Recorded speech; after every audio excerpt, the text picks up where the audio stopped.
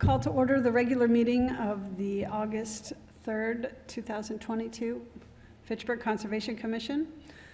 The Conservation Commission has 7 members. Members are citizens residing in Fitchburg, Massachusetts.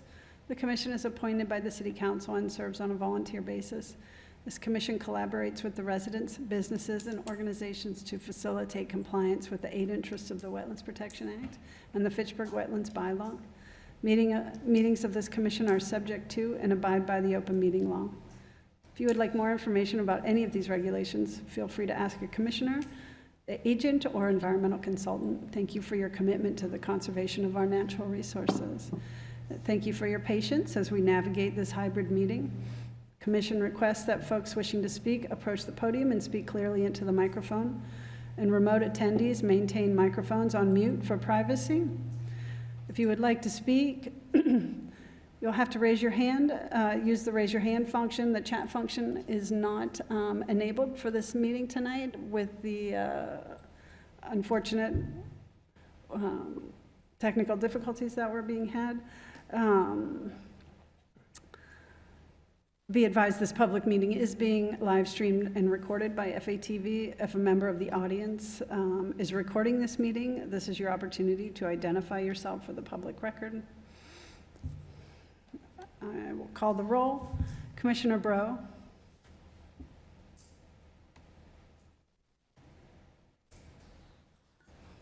I'm here. Commissioner Baker. Here. Commissioner Christian. Here. Commissioner Donnelly. He's not in attendance tonight. Well, Commissioner. Michael's signed up, though. Is he here?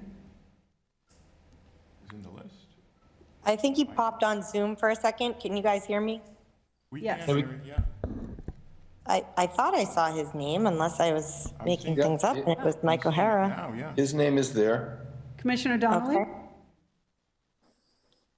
He might, I guess that was our old system. Sometimes if you call in, it is a pain, like you can't, you're muted.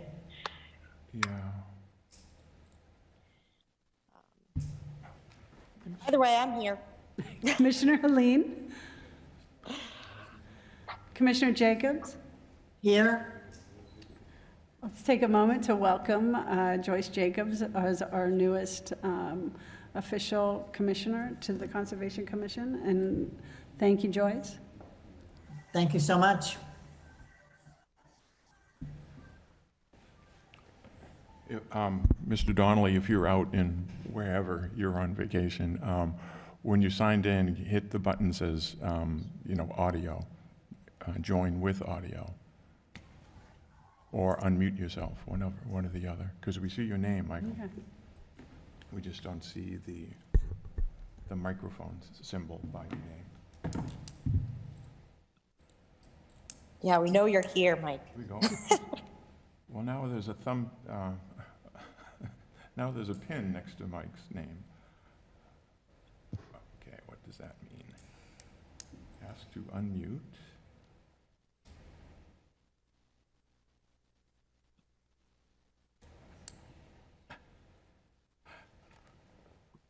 Do you want to proceed Okay. for, just we'll take care of a couple items and let's check back later. Okay. We have the abutter notification cards, so we're going to start. We've got Commissioner Erickson and Mr. Hillman in attendance, so we're going to start with the, we have the abutter notification cards for the Arbor Way retaining wall and the, well, then there's the request for determination of applicability, so. For the Arbor Way, the retaining wall, I'm going Right. to open that meeting. Under Massachusetts General Law, On the screen Chapter 13, Section 40, the Fitchburg Conservation Commission will open the hearing for notice of intent Fitchburg DPW repairs to Arbor Way retaining wall. This is continued from the last meeting. We were waiting to, Commissioner Erickson, do you have any updates? So I do. Thank you, Chairperson. So I've sent all the documentation for this project to one of our on-call engineering consultants, Fuss and O'Neill. They've said they'd take a look at the documents and provide us with a proposal for the third-party review, but I haven't received that third-party review proposal yet. So as soon as I do, I plan to issue a notice to proceed and hopefully get that underway and completed prior to the next meeting. I know that Fuss and O'Neill is busy, as is the DPW, so I'm going to do my best to try to move them along, and hopefully it'll be done prior to the next meeting, but we'll have to wait and see what their workload ends up being like for the month. All right. Thank you, Commissioner Erickson. Can we have a motion and a second to continue this meeting to September? So moved. I second. Okay, here we go. Commissioner Bro?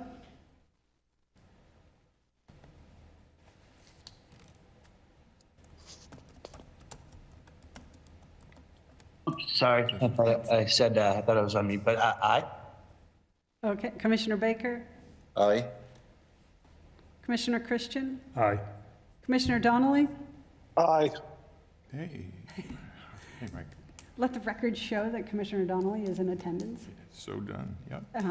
Commissioner Helene? Aye. Commissioner Jacobs? Aye. All right. Commissioner Satterfield, aye. So moved. And that is Wednesday, September 7th, by the way. Thank you, commissioners. All right, so under Massachusetts General Law, Chapter 13, Section 40, the Fitchburg Conservation Commission will open the hearing, request for determination of applicability, Fitchburg DPW resolve drainage issue 121 Billings Road. Commissioner Erickson? Yes, thank you very much. So I believe that you all heard a little bit of background information about this project during the last meeting. I was on vacation, but Jeff Hillman provided some information. So we essentially have roadway drainage on Billings Road that's collected through a series of inlets and discharged through an outfall right at the corner of number 141, approximately where the cursor was just on the screen. And the water then flows overland through the outfall to the stream located towards the rear of the property. Yeah, right about where the cursor is now. So the property owner, Mr. Tom Sayart, has expressed some concern about this. It's led to an increasingly wet site, and he's unable to use his property, and he's kindly asked the city to help address the issue that's caused by their stormwater runoff. He's agreed to assist with the majority of the actual work required to address the stormwater issue. But essentially what he and the city are proposing is to intercept the overland runoff with some sort of a small detention basin constructed where there's a circle towards the middle of the property line, right where the cursor is right now, and then pipe the outlet of that detention pond to the stream located towards the rear of the property. So essentially, DPW would be providing the piping and Mr. Sayart would be assisting with the install. During the construction of this, we take precautions to minimize any sedimentation or erosion on the site. Given that there's a stream at the rear of the property, we're proposing to install either hay bales and silt fence or silt socks or straw wattles along the perimeter of the property adjacent to the work site, just to catch anything that might run off from the site during construction. And then following construction, the site would be loamed and seeded as needed to stabilize the area. We'd use erosion control matting to basically stabilize the site until vegetation is able to take hold. So we're proposing to use a 10-inch diameter drainage pipe for this. And I've visited the site several times with Mr. Sayart. Jeff's visited the site. Mike's visited the site. If there's any other questions, I'd be happy to answer them at this time. And I'll turn it over to Jeff in case there's anything I missed. Jeff, feel free to add anything.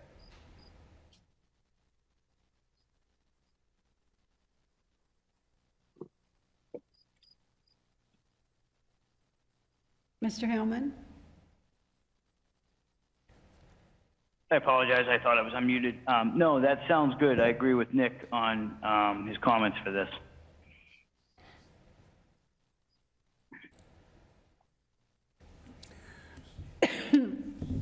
Thank you. Let's open the floor for public comment. Would anyone like to speak? Oh, before we do that, I want to let the record show that Commissioner Christian has recused himself. So let's open the floor for public comment. Would anyone like to speak in favor of or against this, or would like to request more information? Please state your name and address for the record.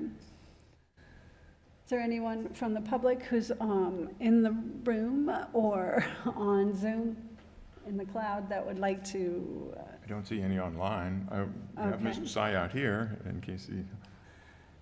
Good evening, Mr. Sire. Would you like to speak, or? Well, I think it's more or less cut and dry. So I'm trying to dry my. That's okay. Welcome, Mr. Sire. I just wanted to stop all that water coming down the road and coming in my land, and it's killing a lot of trees. So I would like to drain it into close to the brook and let it, filter into the brook with some rock or something that slows it down. But I think it is the city's fault, but I'm willing to help out. So I hope I can get it done. I've been working on it for 3 years, but I hope there's an end of it pretty soon. Yes, that's all I have to say. Thank you, Mr. Sire. Thank you for taking the time to come down tonight. So let's turn to the commission now. Are there any commissioners who would like to ask a question or have any comments? Madam Chair? Mr. Smith? Yeah, if I get the conversation started. So I've got a question for Commissioner Erickson. Nick, do you know what the soils look like, and what's your sense? Is that detention basin going to allow any recharge, and will it, from an overall standpoint, will it slow down runoff into the brook so we don't have flooding? So to answer the first part of your question, I'm not entirely sure what soils are on the site. Just judging by visual observation during a site visit, I don't think they infiltrate very well. So I'm guessing they're hydrologic soil group C or D soils. There was not a whole lot of standing water on the site last time I was there, but when I visited, I believe last fall, there was quite a bit more. And it was wetter back then than it has been during this summer so far. So my guess is that the majority of the runoff from the city's outfall kind of sits in a few low spots and depressions between the outfall and the stream until it either evaporates or perks into the ground. But I don't think that happens at a very, very fast rate. So I think by constructing the detention pond, we're going to significantly slow down the amount of water arriving at the stream immediately following a rainstorm. So it's going to delay the peak for the hydrograph coming out of that stormwater outfall and making its way to the stream by quite a bit. So essentially what we're proposing to do is hydrologically disconnect that outfall from the stream. So instead of seeing all that water instantly run off of the pavement and travel to the site and stand on the site until it flows overland into the stream, we're going to detain it in that pond. We're going to set the elevation of the outlet higher than the bottom of the pond, such that the water ponds in the pond, it stays there until it evaporates or perks into the ground. And then only the larger storms essentially will rise up to the elevation at which the outlet would be situated and then flow to the stream. So I think it'll be an effective way to help improve the stormwater situation on the site.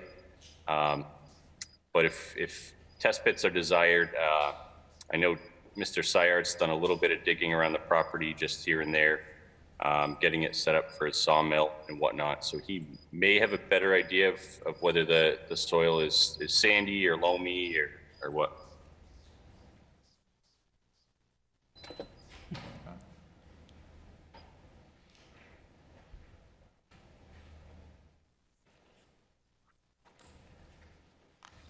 Nick, but it does sound like from what you said, it's going to slow down the runoff getting into the stream and have overall a positive impact on flood control.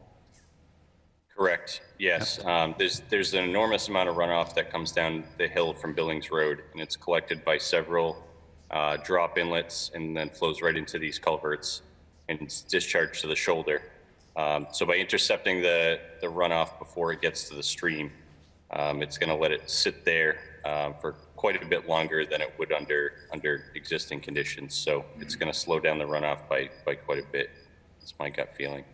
And as long as we're very deliberate with our design, I think we'll be able to capture the majority of the stormwater runoff from the city's stormwater infrastructure. And there's also a little bit of runoff that comes from the adjacent properties' roof drains and foundation drains. And we're hoping to control the water that flows onto this property from there as well. Thank you, Nick. As far as the different types of soil, it's been running so much that it's hard to determine what is from runoff of the mud and stuff like that, because the house above there, they filled it quite a bit, and a lot of the loam has washed down in the last few years. And it's very hard to determine what really earth is there. I know there is some clay where I had cleared out for a sawmill and everything else. I did put some sand down to, but that had just the regular subsoil. It didn't have a lot of clay or anything like that. Thank you, Mr. Syart.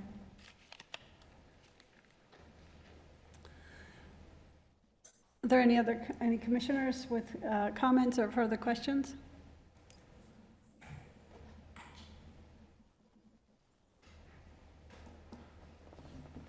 I guess not. Do we have a motion? Can someone give us a motion?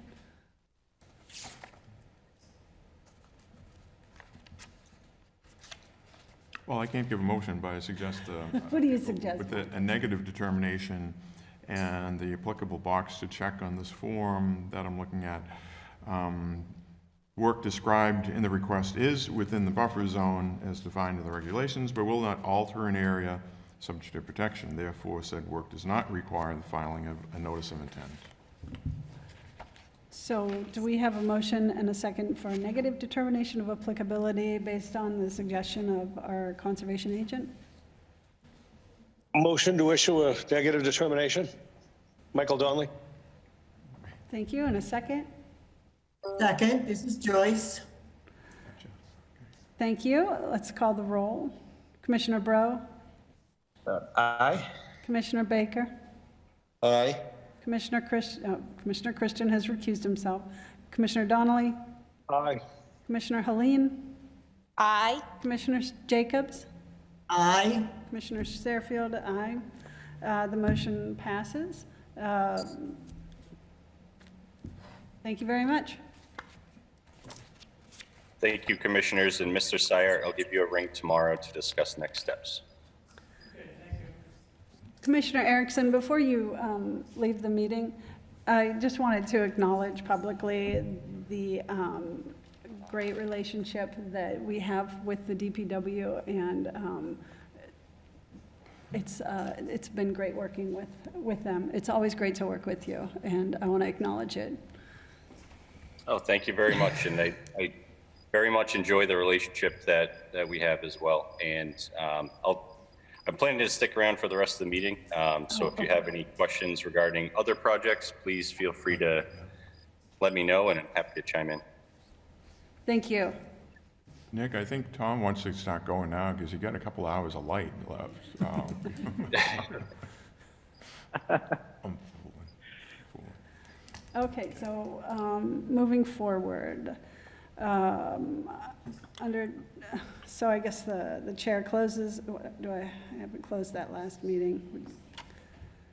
Close the We had a meeting. vote already, so. Yeah, we had the vote. boom. Okay, so it's all Next good. item. The Okay. next item, which is Woodland Estates, I talked to Jamie Rowe earlier today.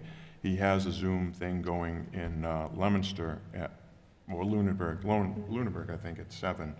I see his name, so I'm not sure if he is here and able to do Fitchburg's before hopping on the Zoom meeting in Lunenburg.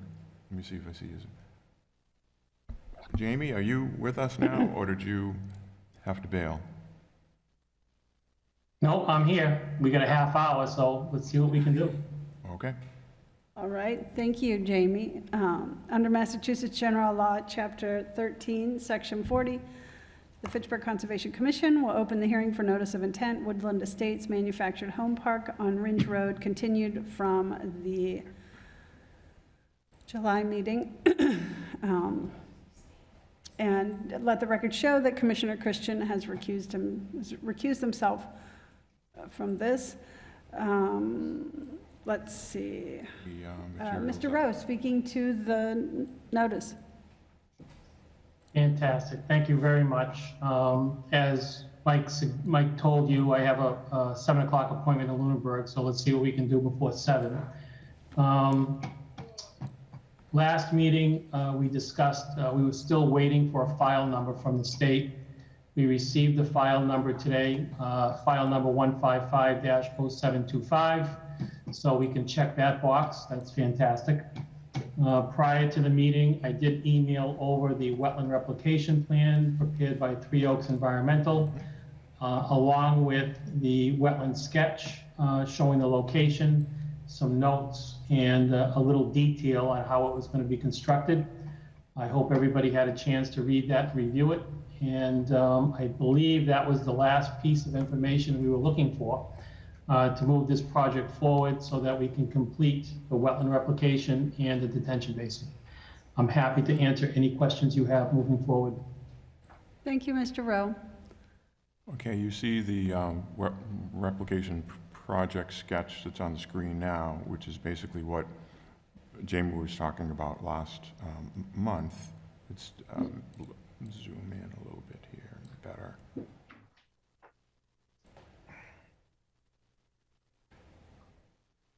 This is 450 square feet of replication. Proposed logs placed for a small bobcat loader to cross wetland about 10 foot wide.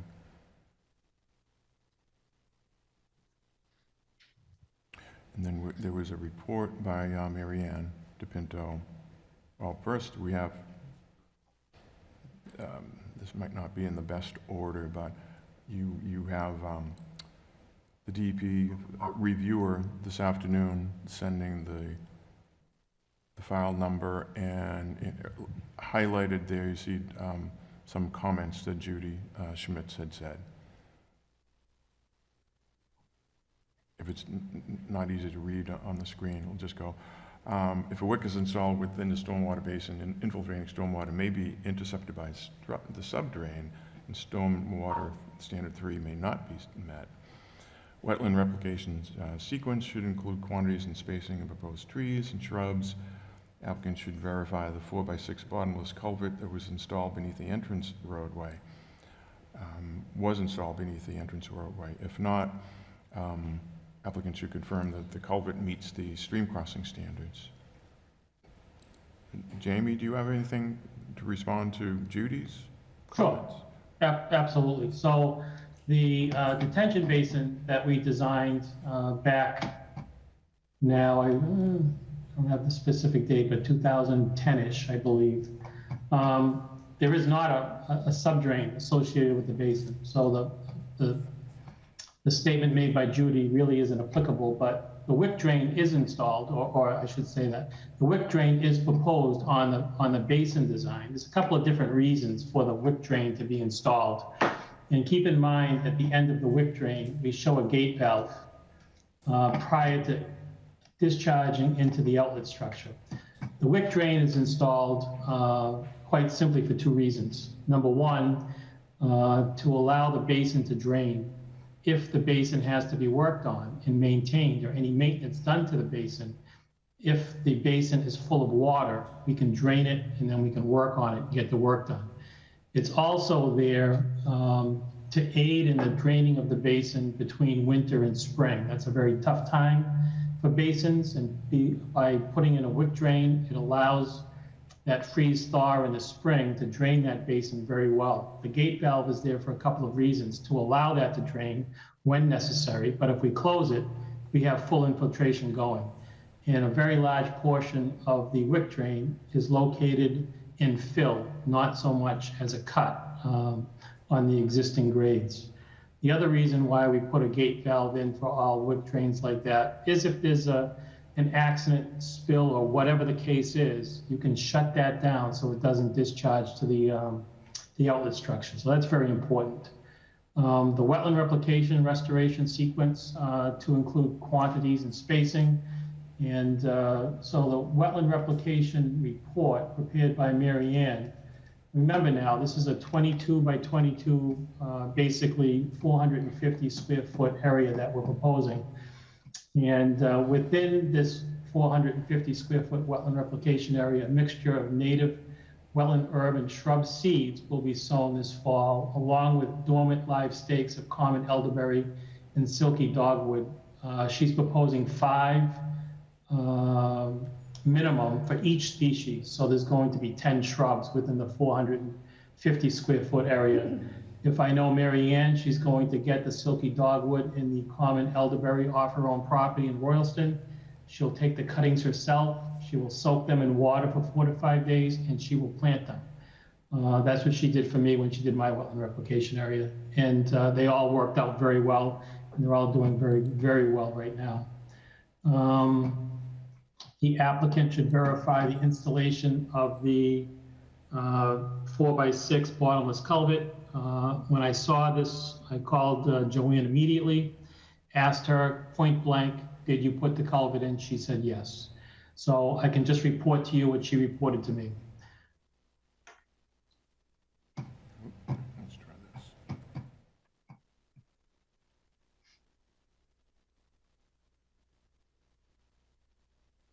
So what you're seeing on the screen is a paragraph from the wetland replication report, right, from Mary Ann DePinto.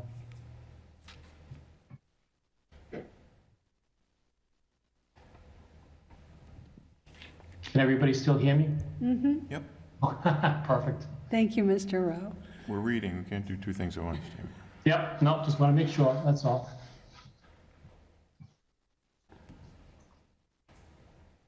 I have a question for you, Mr. Rowe. Do you have documentation of this culvert? You said it was installed. Do we have any documentation that? I don't have any documentation to give you. Like I said, when I got the comments, I followed through with the only comment I need verification from. I called the client and I spoke to Joanne. Mike, can you check to see if Joanne's online? Yeah, I saw her name earlier. Hold on. Maybe we can hear from her directly. Go. Ah, here we go. Joanne, are you there?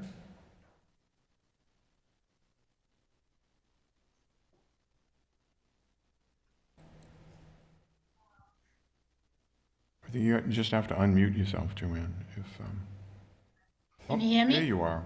There, now we can. Yep. Yep, the culvert was installed a long time ago, when we first started the project. So you don't have any documentation that this was installed? I mean, like a receipt or anything? Well, it should be on, I just, I know I had Jamie go out to do an as-built. I mean, I would assume that maybe it's on the as-built, but geez, we did this years ago. I could probably dig up something. I don't have it like right in front of me. I'd have to go through. I mean, it's been a few years, but we can definitely pull something up if that's what you want. If you would like documentation, you could put in the order of conditions that Whitman or Haley Ward will go out, take pictures and submit the pictures to the Conservation Commission, within 2 weeks, within 5 days. I can do it next week if you'd like. And I'll get the pictures over to Mike and Tim. I can get some pictures if it's easier for you, Jamie. Yeah. Madam Chair? Whatever you need. Yeah, Mr. Smith? Yeah, so I did draft a order special conditions, and in those special conditions, it requires that when the replication work and the work on detention basin are completed, that they file a certificate of compliance, and in that certificate of compliance, they need to note if anything has changed from what was shown on the original plans that were approved by the commission. So, yeah, it's one of the special conditions. It's at the very end. Yep. Thank you, Mr. Smith. I will tell you, and I will add to that, that Joanne authorized Haley Ward to go out and as-built the entire site as it exists today. We've done the field work, and we're in the process of preparing the as-built plan this month. Yeah, so item number 23, upon completion of the work subject to this order conditions, the applicant shall file certificate of compliance. The request for certificate of compliance shall be accompanied by an as-built plan stamped with the same license as original plan. Any deviation from the approved plan must be demarked and duly explained. So if there was a problem with the culvert at that time, they would note it, and then the commission would have the ability to write an additional condition. Earlier on in the order condition, actually it's in every order conditions. One of the boilerplate conditions that's on every order conditions gives the ability for the commission to write additional conditions. So again, if the commission, if they found that the culvert was not properly installed, they would not grant the certificate of compliance and ask that the work be done.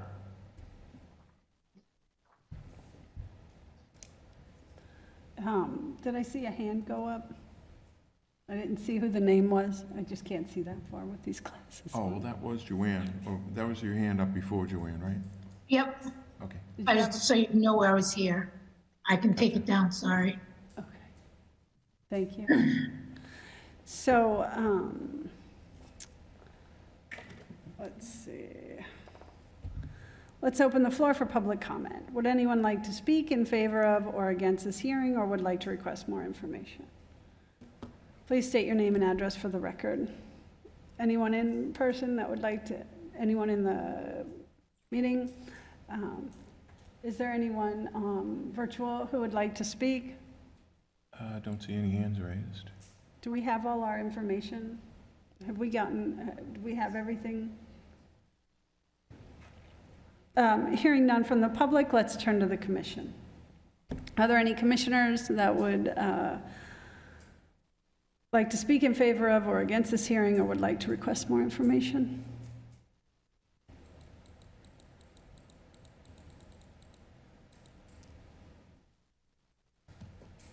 I mean, folks want to take another look at anything. The plan, the Mary Ann's sorry, I was muted. sequencing. Go ahead, Dr. Baker. I'd like to commend Mr. Smith, our consultant, for these draft order of conditions, and move that they be adopted. I second that. Sorry, just to clarify, so is that to approve the order of conditions with the Tim's special conditions? What about the Yes. DPW conditions? The DPW conditions? You want, I mean, Jeff and Nick are still on. Our DPW, or did you mean I'm DEP's? sorry, the DEP ones. I'm sorry, it's been a Okay. long day. What the DEP had sent. All of us, Madam Chair. Well, let's take a look at that again, just so we're clear. And, sorry, Did I there's say like DPW? several different windows open on my screen that are blocking things. Okay, so the WIC, we can get confirmation that the WIC is installed. I mean, if it's there, you'll be able to see it and snap a picture of it. Were folks satisfied with the second one? Include quantities and spacing of trees? Or do you want something more detailed than that, that either Jamie or Mary Ann can provide? And then the last one, the culvert, that's easy enough to confirm. Okay. So we will be converting that culvert. So the culvert is shown on the original design plans.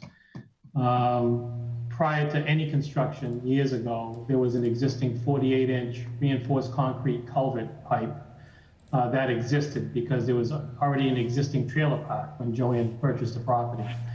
We proposed to replace that 48-inch pipe with a proposed 4-foot by 6-foot concrete bottomless culvert. And Joanne basically testified to the commission that she put in and installed the 4-by-6 concrete bottomless culvert. What we will do, Haley Ward will do, is we've done the field work for the as-built. When we prepare the as-built plan, we will document what is in existence at that culvert location and note it on the plan and submit it to the Conservation Commission. So you'll have documentation. So that is right here, if you can see that. I'm almost certain it was installed. I recall seeing it. I mean, it was a long time ago, but I'm almost certain it was installed properly. Okay, so, thank you. We have, Dr. Baker has a motion to accept the, and, Madam Chair, I have a question first. go ahead, Joyce. I have just a couple of comments if possible. I agree totally with Dr. Baker that Mr. Smith's proposals to the order of conditions are appropriate for this project. But I have one comment that I would like the commissioners to discuss possibly. Because of this applicant's past failures to comply in a timely manner, I would like to be a little bit more proactive and ask that the applicant or the agent appear at our November meeting for a status update as to whether or not they're going to meet Mr. Smith's recommended end of November timeframe as far as the planting, the replication area, the drainage basin, so that we know that they are going to meet that, or is there going to be another delay, which there should not be? I don't know how other commissioners feel about that, and do we need to add that to the order of conditions if we do want them to come back and give us a status update? It's a good idea. It's a good idea. Commissioner Jacobs, thank you. So I would take that as a kind of an amendment to my motion, and I would accept it. Thank you, Dr. Baker. So this is the, accept the NOI with the boilerplate order of conditions. Special order of conditions is submitted by Timothy Smith, inclusive of the conditions set forth by the DEP, and including also the applicant agent appears at the November meeting with an update on the wetlands replication, as well as I'd like to second that motion. Thank you. Let's call the roll. Commissioner Bro? I agree, so aye. Commissioner Baker? Aye. Commissioner Christian has recused himself. Commissioner Donnelly? Aye. Commissioner Helene? Aye. Commissioner Jacobs? Aye. Commissioner Sarfield, aye. Motion passes. Thank you very much, everyone. Thank you. Have a good night. Good night. Thank you, everybody, for your patience getting through this process, and everybody have a fantastic evening. Take care. And you got 5 more minutes before your next one, Jamie. I do, and I'm off to the next one. Thank you. For this one and any other pieces of paperwork, obviously, there's 2 real bodies here Sign up. tonight. He can't sign either. So, well, and right, so could it include, or a separate motion if you want, I mean, either people stop by and sign it in the office, or just vote to authorize me to say, to sign it on the commission's behalf per vote on August 3rd, 2022. What you think? Okay. I'd be happy to stop by or vote for you to sign it on our behalf. Okay, so can we have a motion? Just let me know which way. A motion to accept this and sign it during, what you said, the second thing you said. Okay, so And just okay motion for to me. allow Mike O'Hara to sign this on our behalf. I'll second that, guys. Okay. Okay, all in favor? Commissioner Bro?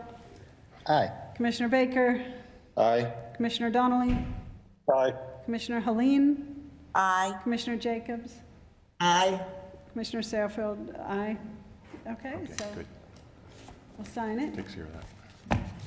Okay, under Massachusetts general law, chapter, let's see, what was that? Where am I here? I'm sorry. Look at you, Paul. Barclay, okay. Under Massachusetts general law, Chapter 13, Section 40, Fitchburg Conservation Commission opened the hearing for notice of intent, Barclay Enterprises, 4 new single-family dwellings, lots 1, 2, 3, and 8 Sheldon Road. I think that was not the correct numbers, as I recall. What are the correct numbers for this, please? No, that, Was there a 9 in there? Wasn't there a 9 in there? no, 9 and 10, all the way down to the east, nearest Williams Road, those have already been done. And those Okay. houses are built. So these are correct numbers? Yeah, for lot numbers. Okay. But I would like to comment that it's, the plot plans are very confusing because they never mention those lot numbers. They refer to the, I guess, the assessor's number or something. I think that's right, Ralph, but we can, Yeah, I agree, Ralph. I had the same problem. okay, well, let's get back, I want to get out of this. They're sort of explained by your locus map, but it's just awkward. You open up the plot plans. Sometimes you can see 2 different adjacent lots, and you're wondering, gee, which one are we talking about here? Right. Okay, so what, okay, let me get back. Right, and in some instances, it's a lot number, and in other instances, it's the address. And it's actually really, really critical because of the stormwater standards. So they filed, and I'm kind of getting into some of the issues, but they initially filed for, I forget, several lots, right? And then they filed again for several more lots. Right. And it was actually the DEP that said, well, wait a minute, if you have 5 or more lots, you have to meet the stormwater standards. And so it's kind of critical that the Conservation Commission understands how many lots have been, are being developed. Okay. So this was, If I may, Paul Grazowitz, Graz Engineering. This project originally started with lot numbers, but they were assigned parcel numbers as well as street addresses. So if you look on the notice of intents and on the plans themselves, they will have a street address and a parcel number. And perhaps I will stop referring to them as lots 1, 2, 3, and 8. Maybe that's adding some confusion. We did put the lot numbers on the actual filings too, but the actual addresses for these, we filed 4 notice of intents: 80 Sheldon Road, 168 Sheldon Road, 182 Sheldon Road, and 196. So 182 and 196 are the lots over to the west. those are the ones that are, all of the work is in close proximity to each other, and that's shown on one plan, but they are two separate filings. It's just the same plan for both.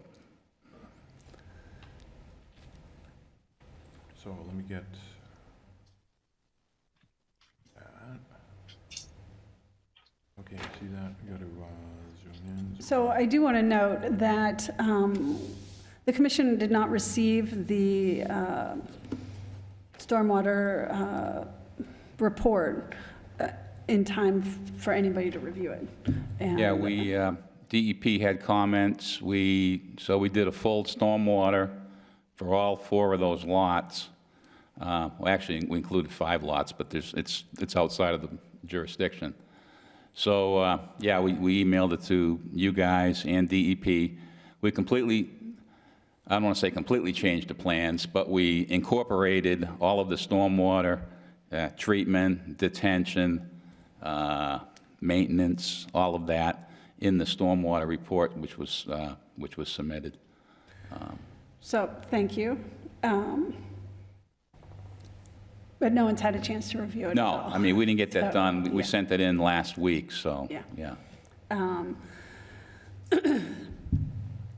I do want to commend your, the person you sent to the site visit. They did a wonderful job. Oh, my, one of my newer engineers, Josh Joslin, yeah, it's my grandson, too. Yeah, he admitted as such. Very professional, Thanks. That's good to hear. yes. He's a good guy. But is there any comments from the site walk or the site visit? Or, I mean, otherwise, we're going to have to continue this to next month so that everyone has a chance to read to get up to speed on this. Okay. But we do want to thank See, you there for was- coming. There was just yourself, Joyce, Mark was there, I think, and and your Commissioner grandson. Donnelly, And Michael. but Joyce was not able to vote at that point. Right, right. And now she is. So we didn't have a You know, quorum.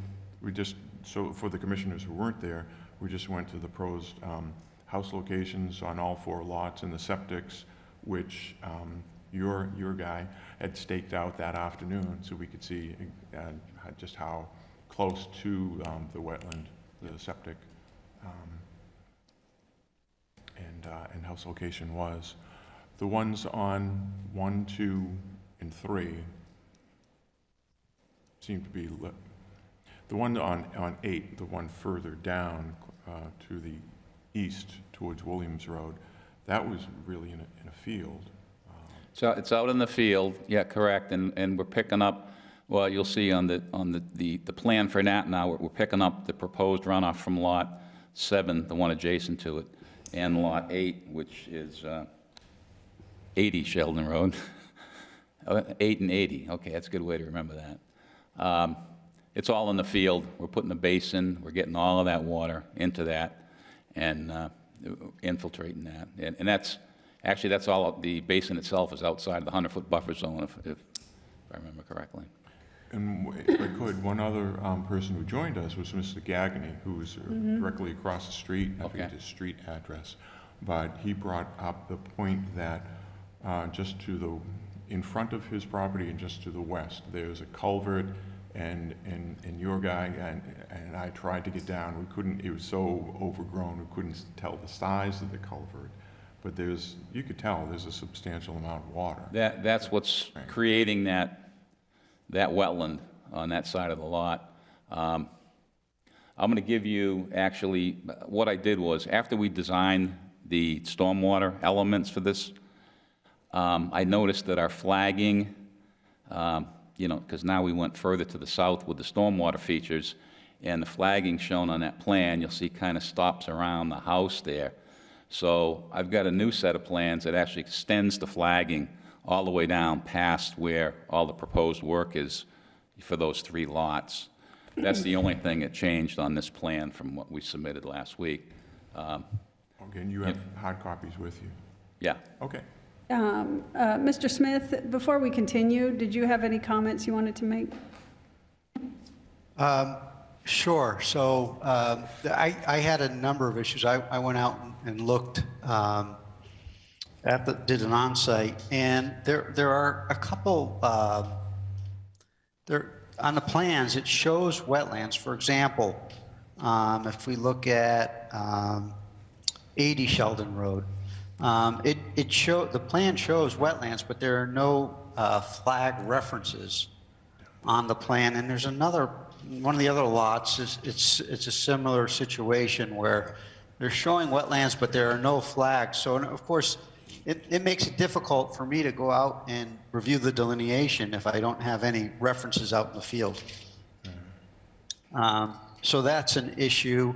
And then, of course, probably the biggest issue, right, is the fact that appears to be a huge violation on 80 Sheldon Road. There's significant earthwork done. Most of the lot is dug up, and there's exposed soils, and those exposed soils go all the way down to Sheldon Pond. And there was extensive work done around Sheldon Pond. There's a stream that comes out of Sheldon Pond, and over 100 feet of stream have been put into a pipe. So, and there's been bordering vegetated wetlands that have been filled in. That's most of the worst egregious violation is down around the pond, which is not a different property owner, but it all comes from the same parcel. And certainly at 80 Sheldon Road, that work is it's a significant violation. Again, the whole lot is almost exposed soil and has been dug up, and there was no notice of intent or conditions issued for all of that work. So I don't even know how we go forward with that lot, permitting that lot when it's a significant violation. Well, that's what we were calling Lot 3. It's actually 168 Sheldon Road. The plans we submitted last week show along with our stormwater stuff, it shows that we're going to grade and seed and restore where that road was, where the previous owner had built a road from Sheldon Road. I call it a road. It's a wide gravel path, and he built it all the way down to the pond. Now, our work, we can only work to the back of our lot, and we're going to restore everything that's on that lot. But for what was done in the past by the previous owner, we can only fix what's on our lot for 168. I don't know if you want to put that one up on the screen there, Mike, probably the next sheet.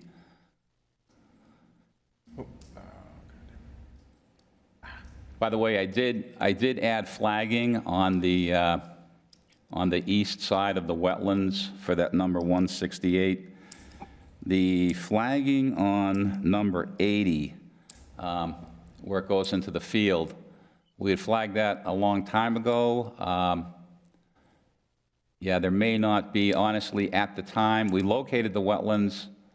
We weren't terribly concerned at the time with the field because we were working on the other side of it, but I'll make sure the flagging's back up on that. It's essentially, it's an intermittent stream that runs down into the woods there.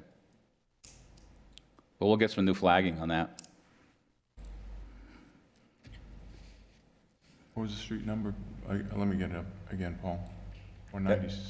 So 168, Yep. which I was calling Lot 3. That's where Adams blew that road from Sheldon all the way down to that pond. And let me get it on the screen again. And so that would be, it's file number 1550722, 168 Sheldon. Okay, I got it Lot online. 3, and the parcel number, I don't remember the parcel number. Here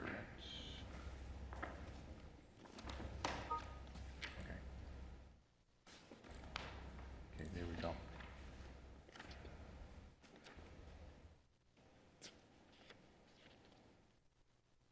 Paul, can you see on the screen now? 5-24, yeah, that's it there. So we're doing some,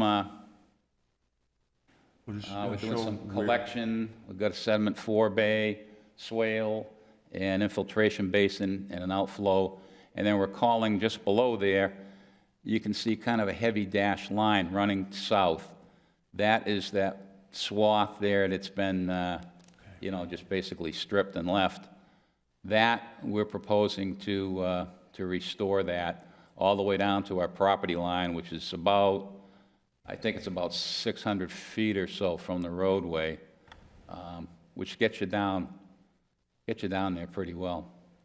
Is this the restoration plan, or is there a narrative or text somewhere that describe exactly what you're going to do for restoration?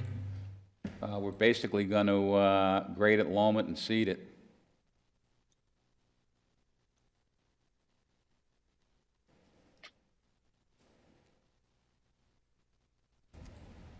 And I plan on leaving, there's a berm on the west side of that. I plan on leaving that alone. That way water won't, just shed down over to the wetlands to the west. I understand that berm extends onto the Cody property, though. Have you had any discussions with Mr. Cody? Oh, the large berm on the east side of that lot, we're really not, we're not going to touch that. I mean, his property line does intersect it, probably on the south part of that lot. No, I mean, from his side of the lot, it doesn't look bad. On our side of the lot, yeah, there's kind of an embankment there, but perhaps what I'll do is I will address some of that slope there really didn't have much organic left on it, and it's kind of a gravelly surface with minimal vegetation, so I will make sure that we specify that our side of that slope also gets, get some wildflower, loam, wildflower mix onto that slope. Well, I think you need to specify what you're doing for the entire site. So again, the entire site's in violation of the Wetlands Protection Act right now. And it's not sufficient to just say you're going to loam and seed it. We need to know what's the depth of soil, because right now, you're right, it's all subsoil and sandy gravel. So we're going to need to know what's the seed mix, and we're going to we need some more detail than just we're going to grade it and loam and seed it. Because at the end, I don't, I've had a lot of experience where if you don't have that detail and you submit a certificate of compliance and an inspection's done and the seed, the grass hasn't taken, and then you still have those exposed soils, and you can say, well, I did loam it and seed it, but it didn't. But even if you hadn't put enough topsoil organic matter there for the seed to take, so the details are pretty important. We'll add that to that plan.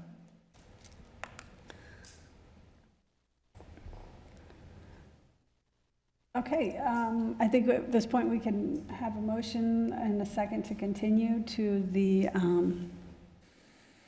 September meeting. Did you say? 7. September 7th. So that we have the opportunity for review of the stormwater standards. The stormwater report, can we have a motion and a second? I make a motion, we extend it to next month's meeting. Second that. Thank you. Let me call the roll. Commissioner Bro? Aye. Commissioner Baker? Aye.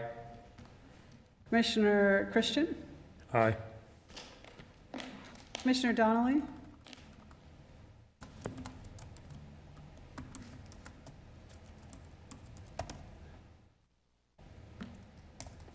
Commissioner Donnelly?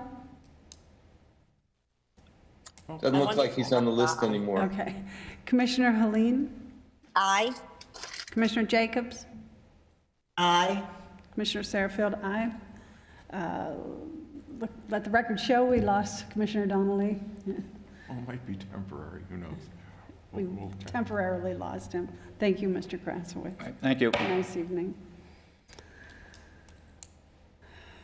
Okay, we're doing it. Let's see. All right, thanks, Paul. Safe So- ride back. Moving on, do we have, Mr. O'Hara, do we have the abutter notification cards for New England Power soil borings under transmission lines? Get out of stormwater checklist hell here on my...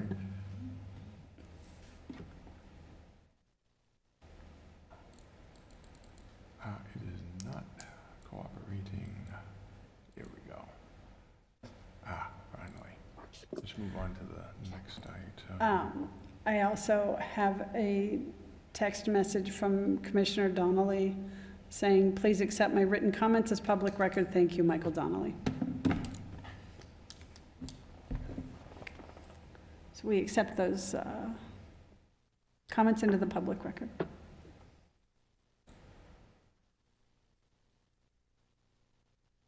Okay, let's see, share.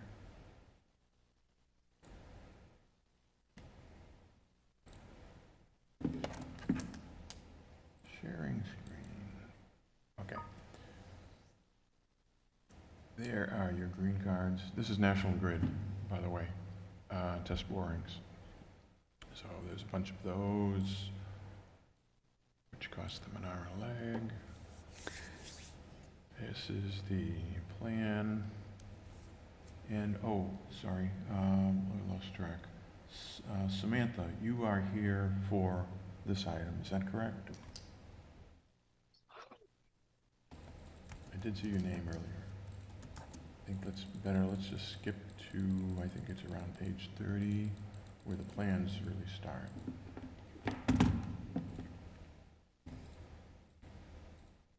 Good evening, everybody.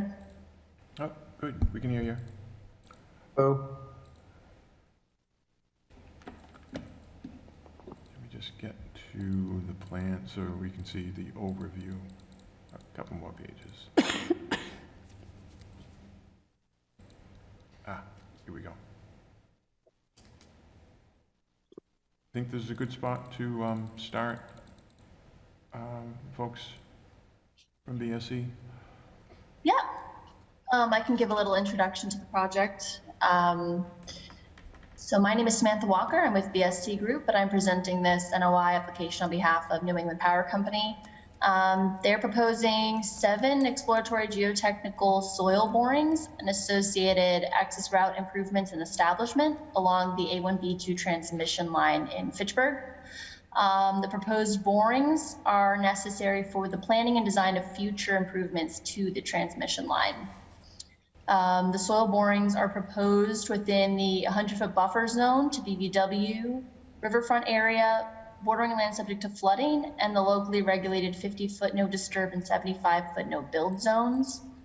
In order to access some of those borings, temporary construction matting is required to cross wetlands in order to protect the wetlands and create a stable work and travel surface area. In addition, the access route improvements and establishments are needed within the 100-foot buffer zone, bordering land subject to flooding, riverfront area, and the locally regulated buffer zones. The boring holes themselves are a temporary impact and will be approximately 4 to 6 inches in diameter and completed within 1 to 2 days. Any soil from the borings will be temporarily stored adjacent to the borehole location and then used as backfill into the hole. The disturbed areas will be seeded and stabilized with straw. The A1B2 transmission line is actually the oldest transmission line in New England Power Company's system. Therefore, access conditions are vary considerably throughout the right-of-way, which is why we need to establish access in a lot of these areas or reestablish access in a lot of areas in order to facilitate the the soil boring rig itself, as well as matting trucks where needed. That impact will be minimized to the extent practicable just for those for the soil boring equipment themselves for each site. Could I ask if it's the oldest in the system? How old is that? It is, yes, yes. So BMPs will be on hand, like straw wattles, hay bales, etc., if needed, to ensure there are no impacts to the adjacent resource areas in accordance with the environmental guidance document of National Grid, which I put in the last attachment of the NOI.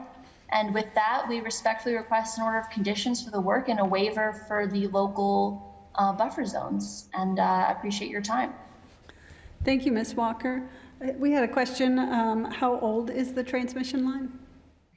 I don't know specifically, but I do know it's at least as old as 1909 because that is when the transmission line one-line drawings were done. Okay, so it's old. Yes. And can you explain who gets electricity from this? This is a regional, this is providing electricity to the entire region? Is it going to Boston? Where?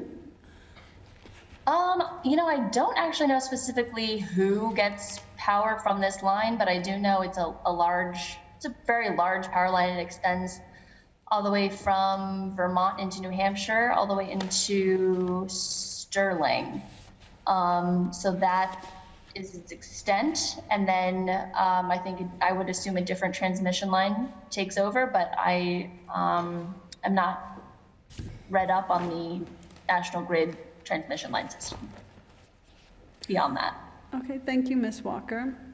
Let's open the floor for comment. Is there anyone from the public who would like to speak in favor of or against this hearing or would like to request more information?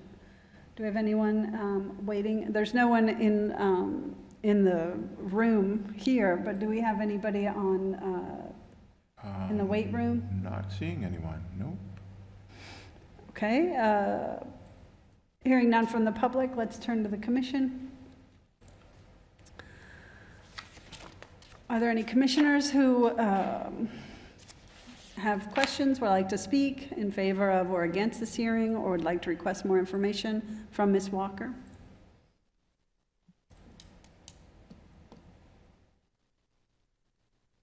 I would have a question for Ms. Walker while folks are waiting.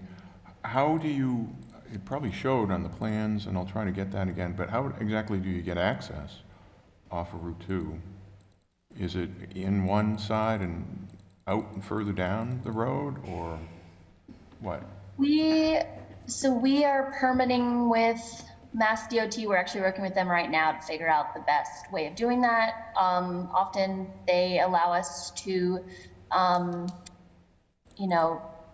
break in the, have a break in the guardrail to access that, and they'll allow us to have some road shoulders or whatever they require in their permit, and that's generally how we would access from Route 2. We show both access routes here in case that doesn't pan out, and there's another access that the crews can use. These are difficult. What's on the screen now is from Palmer Road on the south side, right? So that is a possibility? Yep, that's another possible access route. Kind of through the junkyard, see.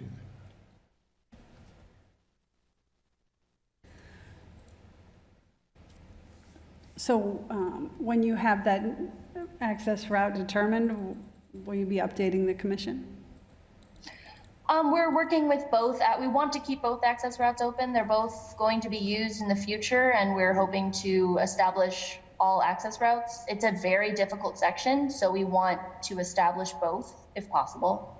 And that's why we move forward with permitting both options.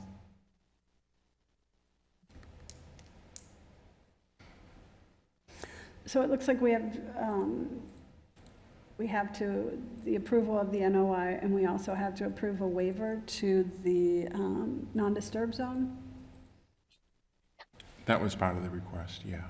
Is there any way, Ms. Walker, to stay out of the non-disturb zone?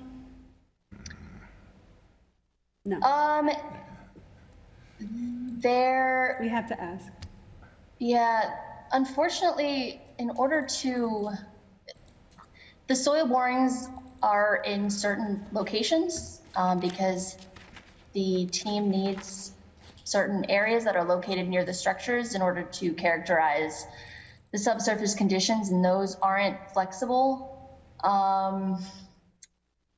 In addition, the access route impacts will be kept to a minimum, but obviously they need to get their equipment in there, and there's only so many ways. They need to have access to their right-of-ways, so there's only so many ways to avoid those local buffers, and in a lot of situations there is no other option. There were extensive access reviews done. The entire right-of-way is not an easy right-of-way to access, so these paths that we're showing are the best ones we could come up with, and the other options, most of them weren't feasible. Do you know when the last time something like this was done, like for vegetation management, et cetera? When was the last time you needed to get in there with equipment like you're talking? So the vegetation itself is managed as part of the National Grid's vegetation maintenance plan, which every right-of-way is maintained at, I think it's 7 to 8 year cycles.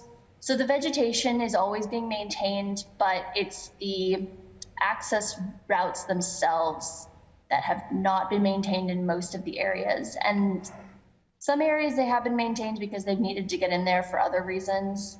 But in a lot of places, the access just doesn't exist anymore.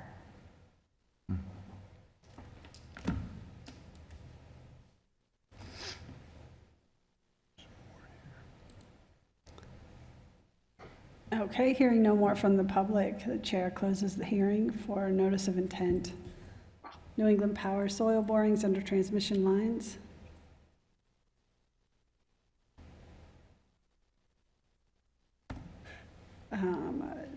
Do we have a motion and a second to accept the notice of intent with the boilerplate order of conditions, pre-construction hearing with the agent, environmental consultant, contractor, heavy equipment operator? Are there any special orders that we'd like to, I guess this would also include the waiver for work in the non-disturb zone. Anything else, Mr. O'Hara? I'm not sure if I missed the, when it was discussed before, but timeline? I mean, what is this before the end of the year while it's nice and dry now, or does the work still need to be bid out? Do you have a time estimate? Yeah, so they don't know exactly when they're going in. They are hoping to start the work in Leominster within the next couple of months, but I do not have a specific date in mind. It depends on when we get other permits, but that is the goal. So it would be before the end of the year, yes. Is it preferable to do it during the wintertime when things are frozen, like forestry? Yeah, it is preferable. Unfortunately, because this is such a large project, they don't necessarily have that luxury of doing the work in the wintertime across the entire project. Okay. I have a question. When the job is completed, are the, temporary bridges and stuff taken down, or does this open it? I'm somewhat familiar with this piece of woods, and that's a huge expanse of woods all the way through to Leominster State Forest. Yep. And where it is, you can get to it like from Rocky Pond Road and in that way. This is going to open a super highway for four-wheelers, ATVs. What is done when the job is over to stop like that? It's going to open a big expanse of woods. for all kind of off-road vehicles. Yeah, good. Well, do these come out, Samantha? When? That's my question. Yes, they have to come out, and they are not allowed by the permit to stay in for longer than a growing season. And they're very expensive equipment mats, so there's a lot of incentive to remove them and send them to a different project as soon as they're done in a section.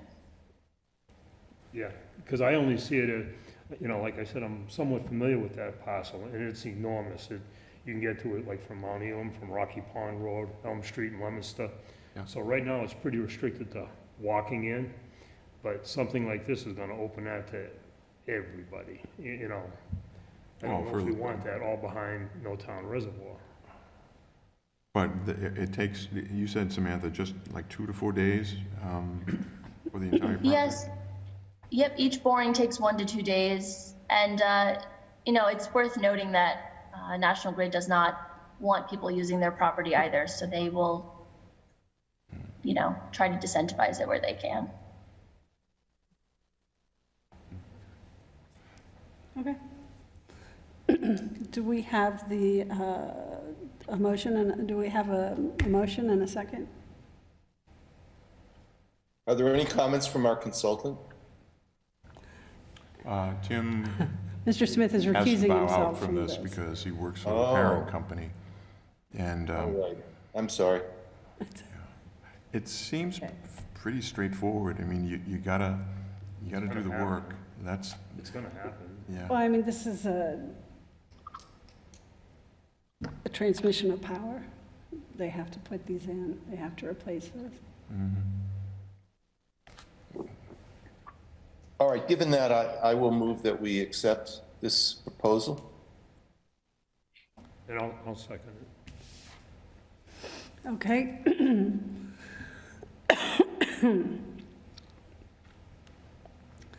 So this includes the boilerplate order of condition, the pre-construction hearing, pre-construction meeting with the agent, environmental consultant, contractor, and heavy equipment operator. All the comments that were made tonight being included, and I'll call the roll. Commissioner Bro? Yeah, I guess I suggest that we move forward. I have some faith in concepts in these plans. I definitely can see why National Grid, would want to remove those as soon as the project concludes. Commissioner Baker? Aye. Commissioner Christian? Aye. Commissioner Donnelly? Do we still have him? He's gone. We've lost Yeah, Commissioner. I don't see him in the lobby. Okay. Commissioner Helene?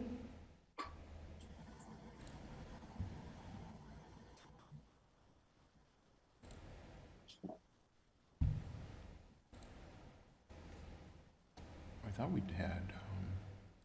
Did we lose Mary? No, I still see your name there.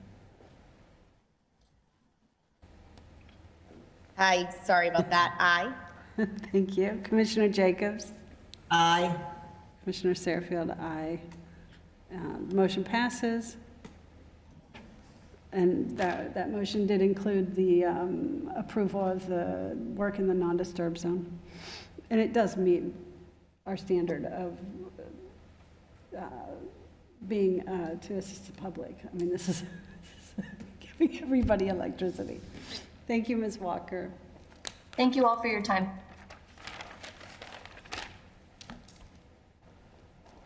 Okay. Okay.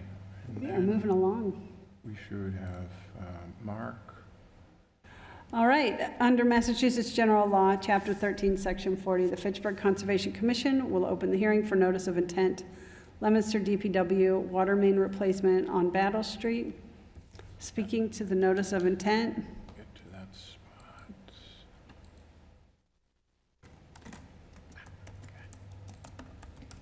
Well, I know Mark Pimarini, Assistant Commissioner of Leominster's DPW, is here. Let me see if you're unmuted, Mark. You there, Mark? Yeah, I'm here. Ah, okay, let me get, again, your items up.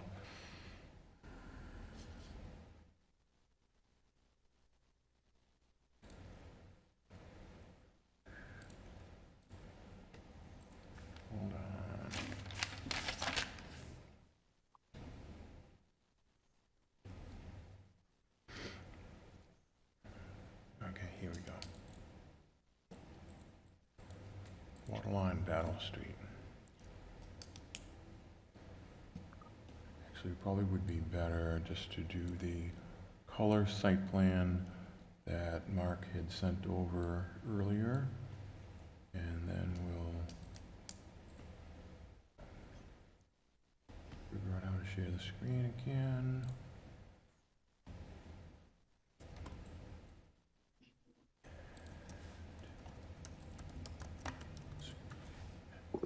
That one. Okay, Mark.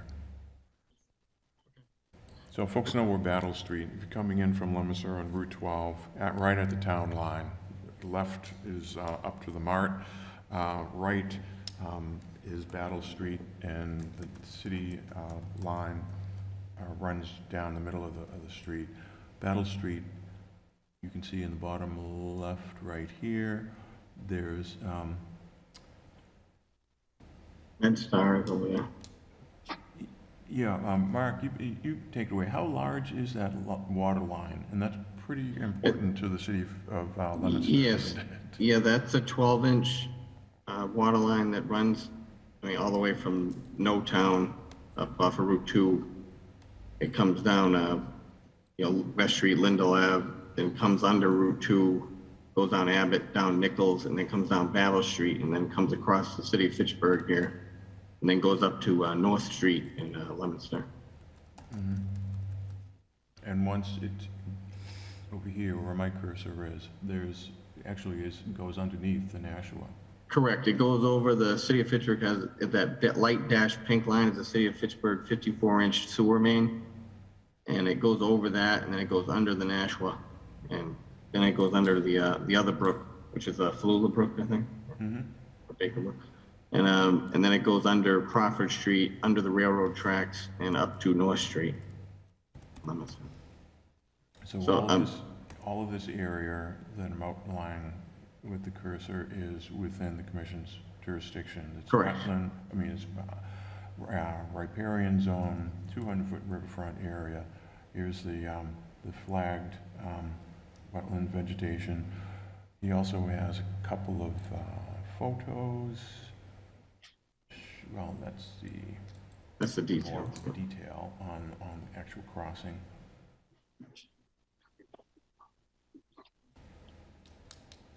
So the depth would be 5 feet? 5 feet, yeah. Yeah, we're replacing approximately 580 linear feet of old cast iron pipe from, it's around, I think it's 89 years old. So we're gonna just replace that section right now. We replaced all of Battle Street already. So it's basically just a continuation up until, we're gonna stop right before that city of Fitchburg sewer main. And this is the stream bed now. Yeah, that's right where we'll be crossing. I was looking up toward the crossing, and the other picture is looking perpendicular, going where the water line would go. Right. Yeah. This way. Yep. And the plan would be, it's all cobbles, pretty much the bed. So a plan would be to just take that upper cobble layer and stockpile it. Then, we'll install the water, and then we'll put back that, stable cobble bottom.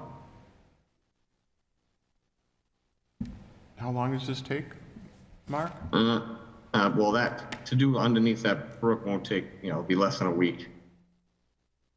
But I mean, for the whole project, it'd probably be, I'd say maybe it might be 3 to 4 weeks. This year?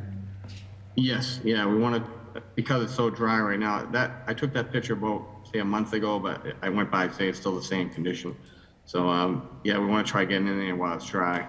So pretty soon, we're finishing up a job now, so we're going to try and go to this next.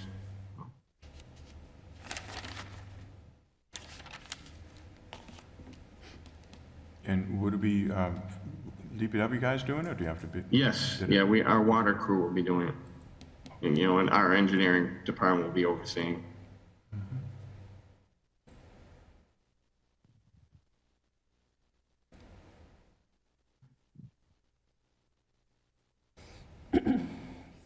And looking at the plan, I did forget, I apologize, I forgot a north arrow on there, but the north is top of the plan, south of the bottom.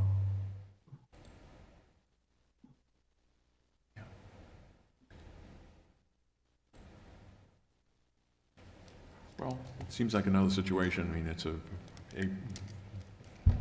part of the public's infrastructure. And is there any alternative? I suppose bypassing the entire, but you'd still have to get around Baker Brook and... Yeah, there's no other way, unfortunately.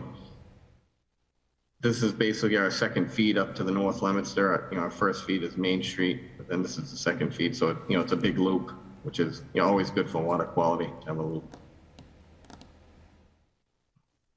Is this a really old line? Yeah. It was put in, like I said, I think 89 years ago.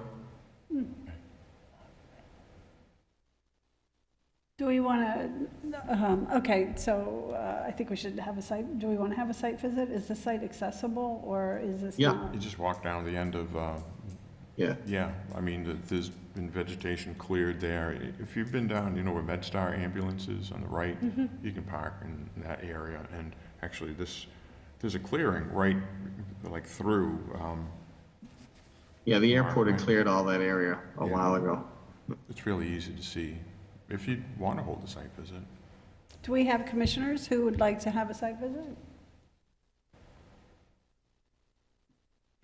I mean, I think if it's dry now, this might be the ideal time of year to do that kind of work and let them get going. I agree with that. Okay. So,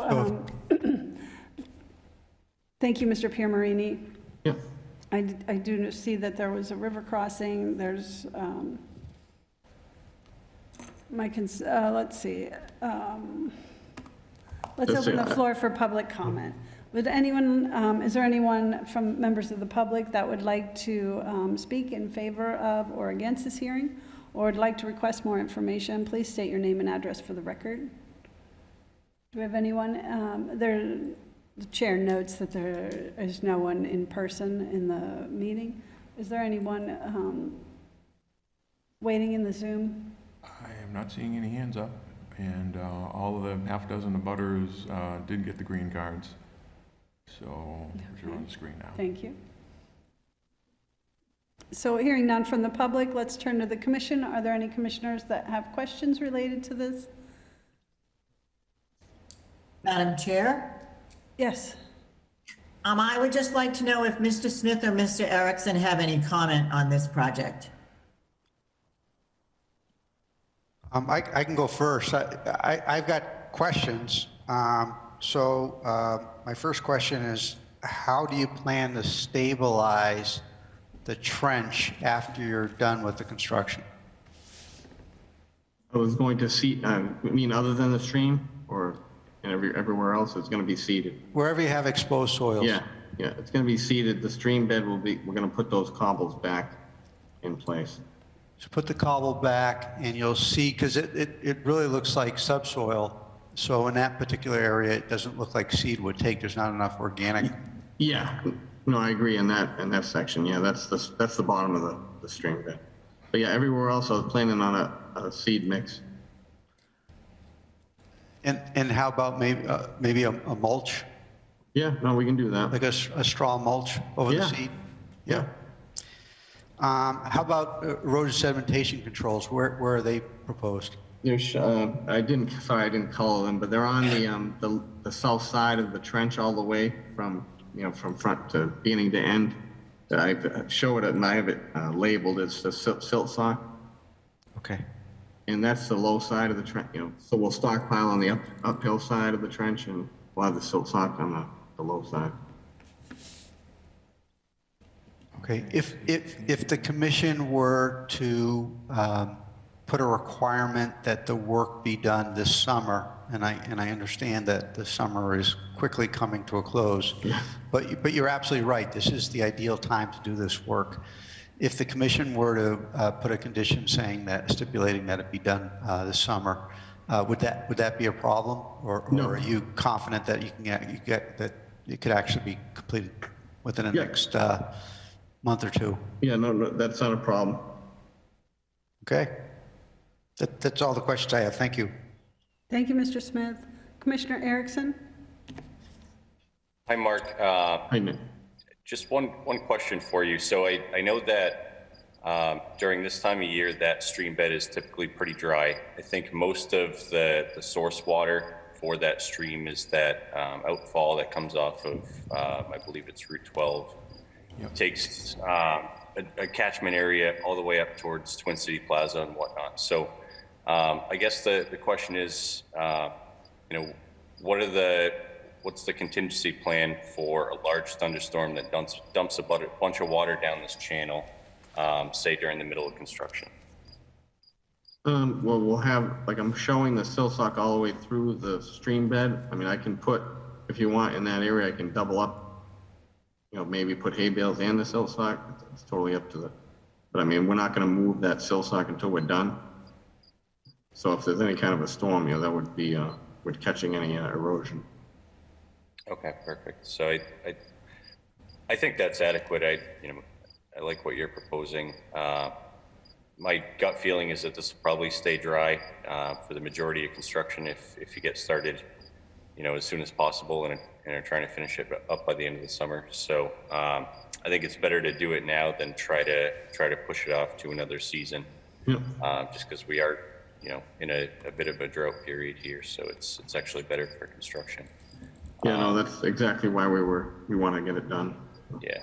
So one other comment, kind of unrelated to this project, but and Mike's familiar with this site, but Ridemore, which is a company not too far away from this area, has been doing quite a bit of work to expand their site. And I think part of their expansion might be within the buffer zone, so it might be something that the commission would like to explore further.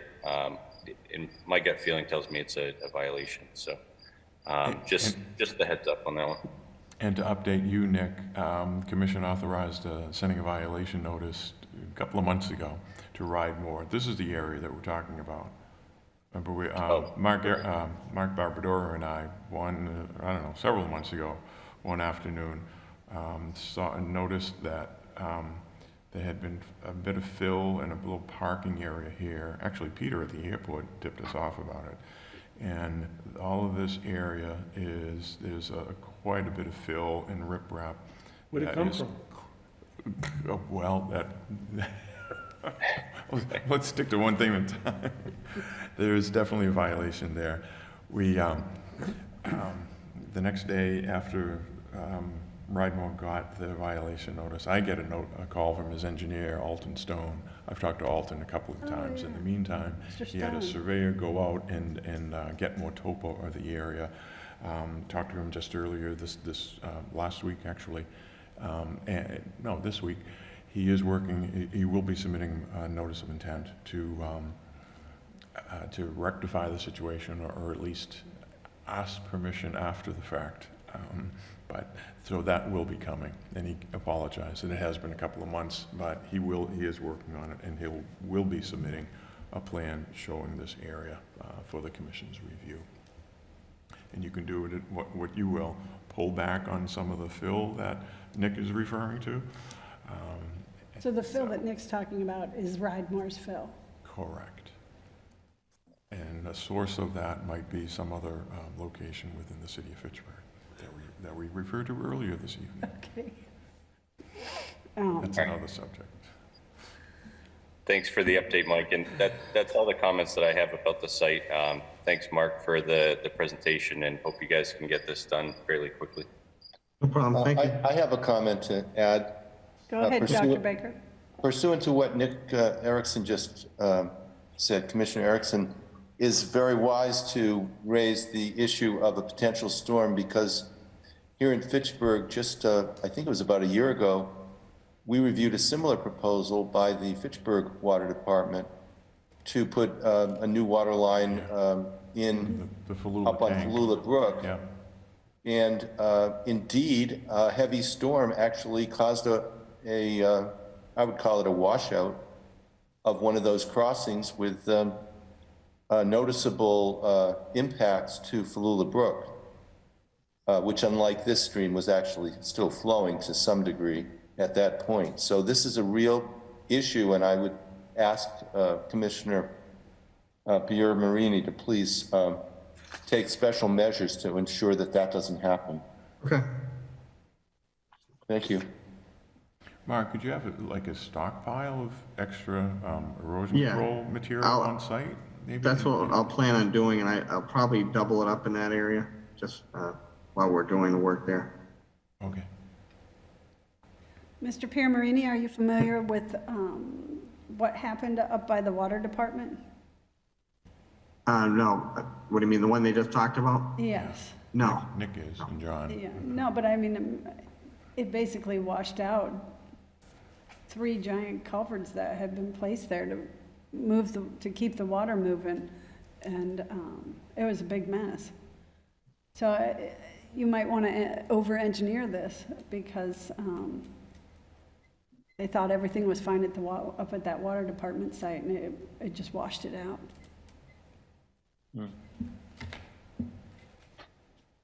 Okay.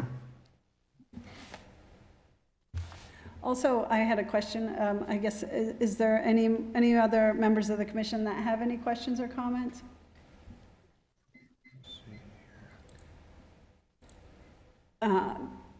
My comment, and I'm concerned about the post, what happens afterwards, how you're going to put this site, how you're going to put the site back together afterwards.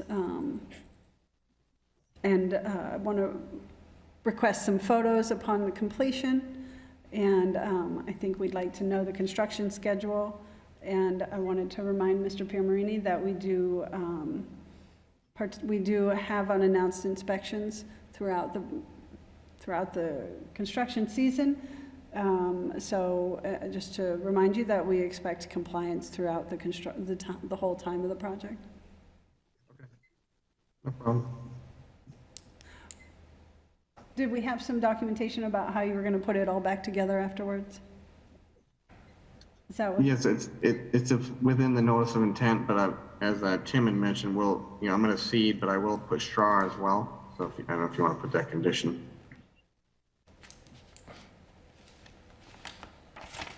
Did you get that, Mr. O'Hara? Yep. Okay. Yeah, it's in there. So I have for conditions, stockpile erosion controls in case of a large rainstorm, request photos upon completion of work, provide a construction schedule, and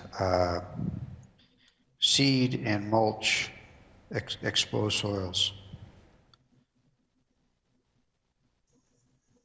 Thank you, Mr. Smith.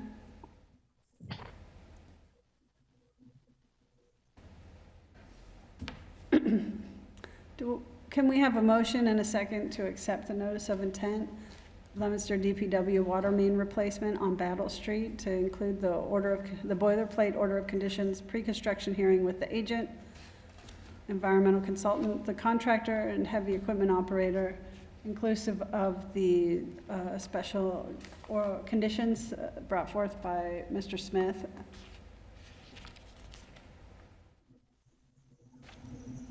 So moved. Second. Second. Thank you. Let me call the roll. Commissioner Bro?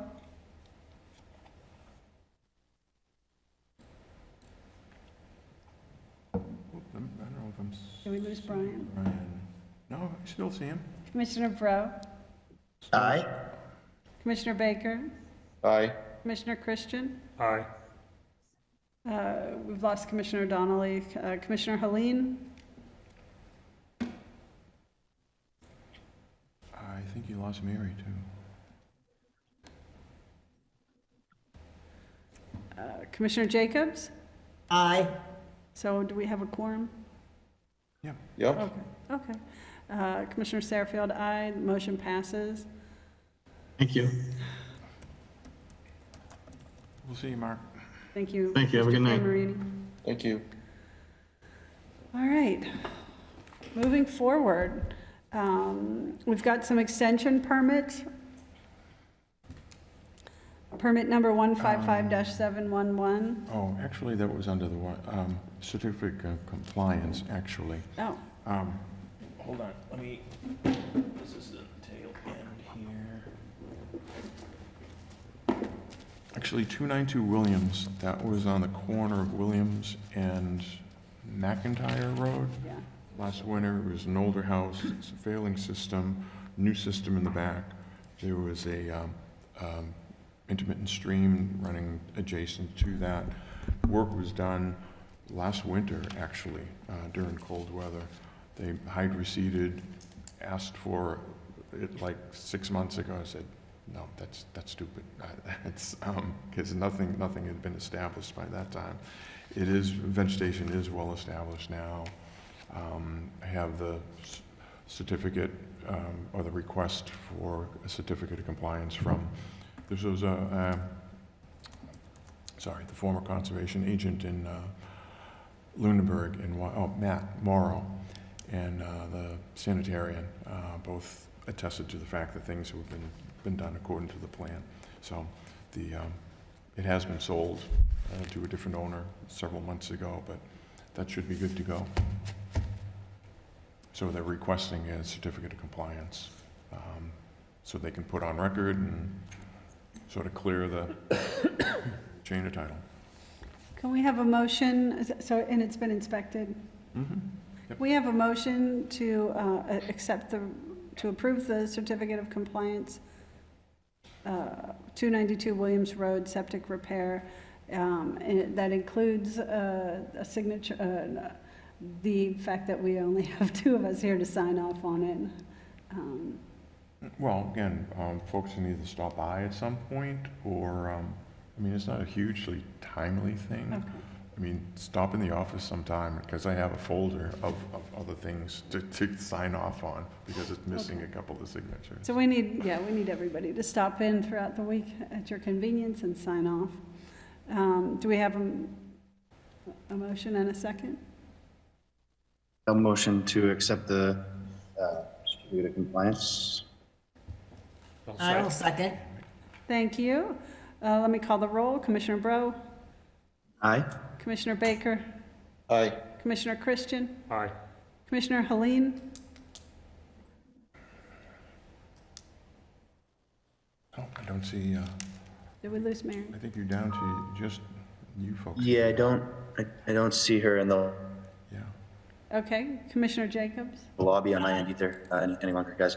Mike, I don't know if I've ever visited you in the office, so off on the side, if you could just text me after. Yeah, sure. Thank you. Commissioner Jacobs?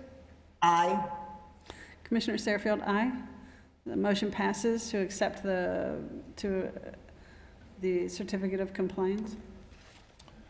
And then the next 2 you see on the agenda, Damon Road, might be a bit premature. That's one of the houses that Jimmy Pappas had, buried at the last 3 lots on Damon Road. Ian Brennan, a local builder, finished one house. Things are finished, stabilized, but we really do need that PE certificate accompanying the request for this certificate of compliance. That was a, what am I blanking? He lives he was Jimmy's engineer. Yeah. He lives on South Street. Lives in Fitchburg. Yes, anyway. I think he spends some of his time in Florida. Anyway, I don't have that PE certificate from him.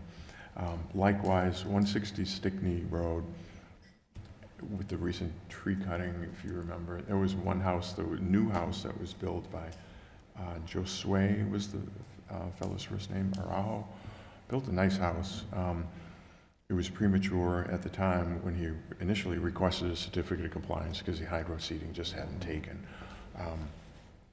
Again, Hannigan is going to get us a engineer statement.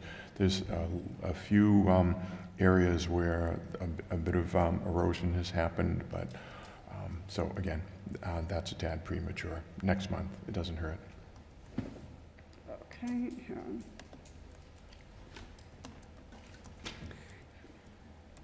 Can we have a motion to continue both of these? Well, we don't need to continue. I would just put it on. Okay, And then maybe a bunch more when they're ready.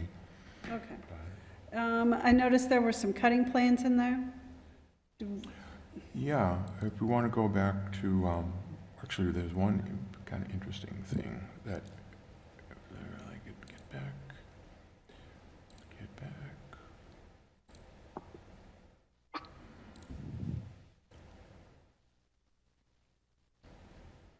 Okay.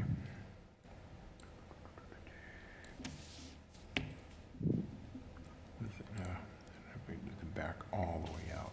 That's the trouble with this.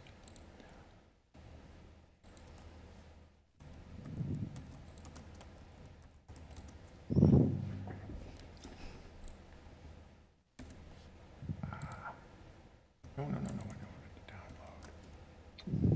Pay attention. Here, let me get out so I can.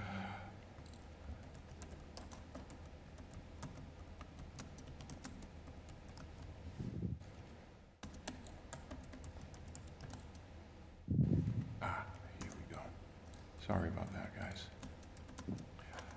There were two cutting plans that were submitted a few weeks ago, and there was the two latest ones.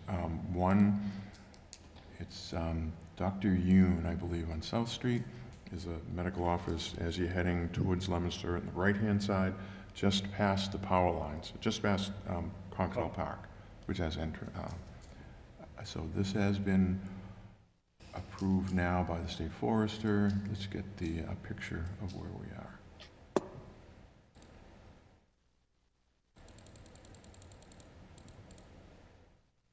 Yeah, so here's the landing. South Street is headed this way.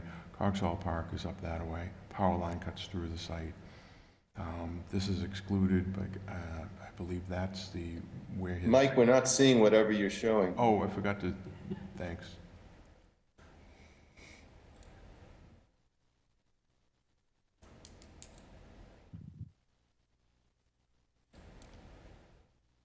Hold on here. I need a bigger screen in order to... There we go. There we go. Okay. Once again, oriented north. South Street is up here. Here's the power lines. The end of Coxall Park is here. Coxall Park property actually goes as far as here. Actually, I think part of the disc golf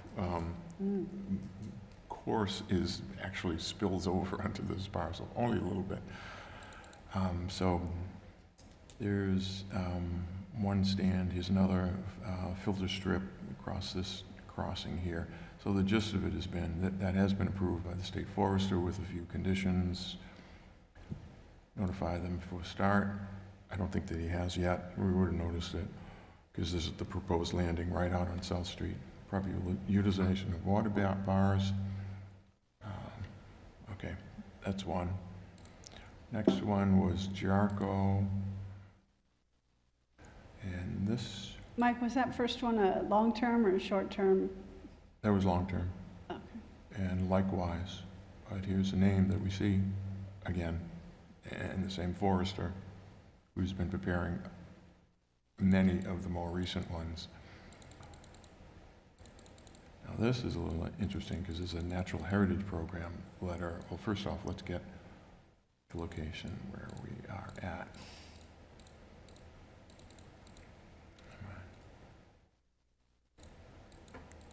Okay, Ashburnham, Route 12,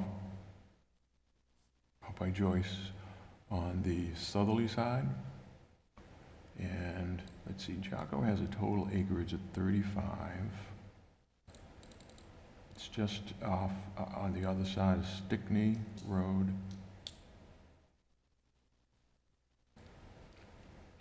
But there's this large wetland system here.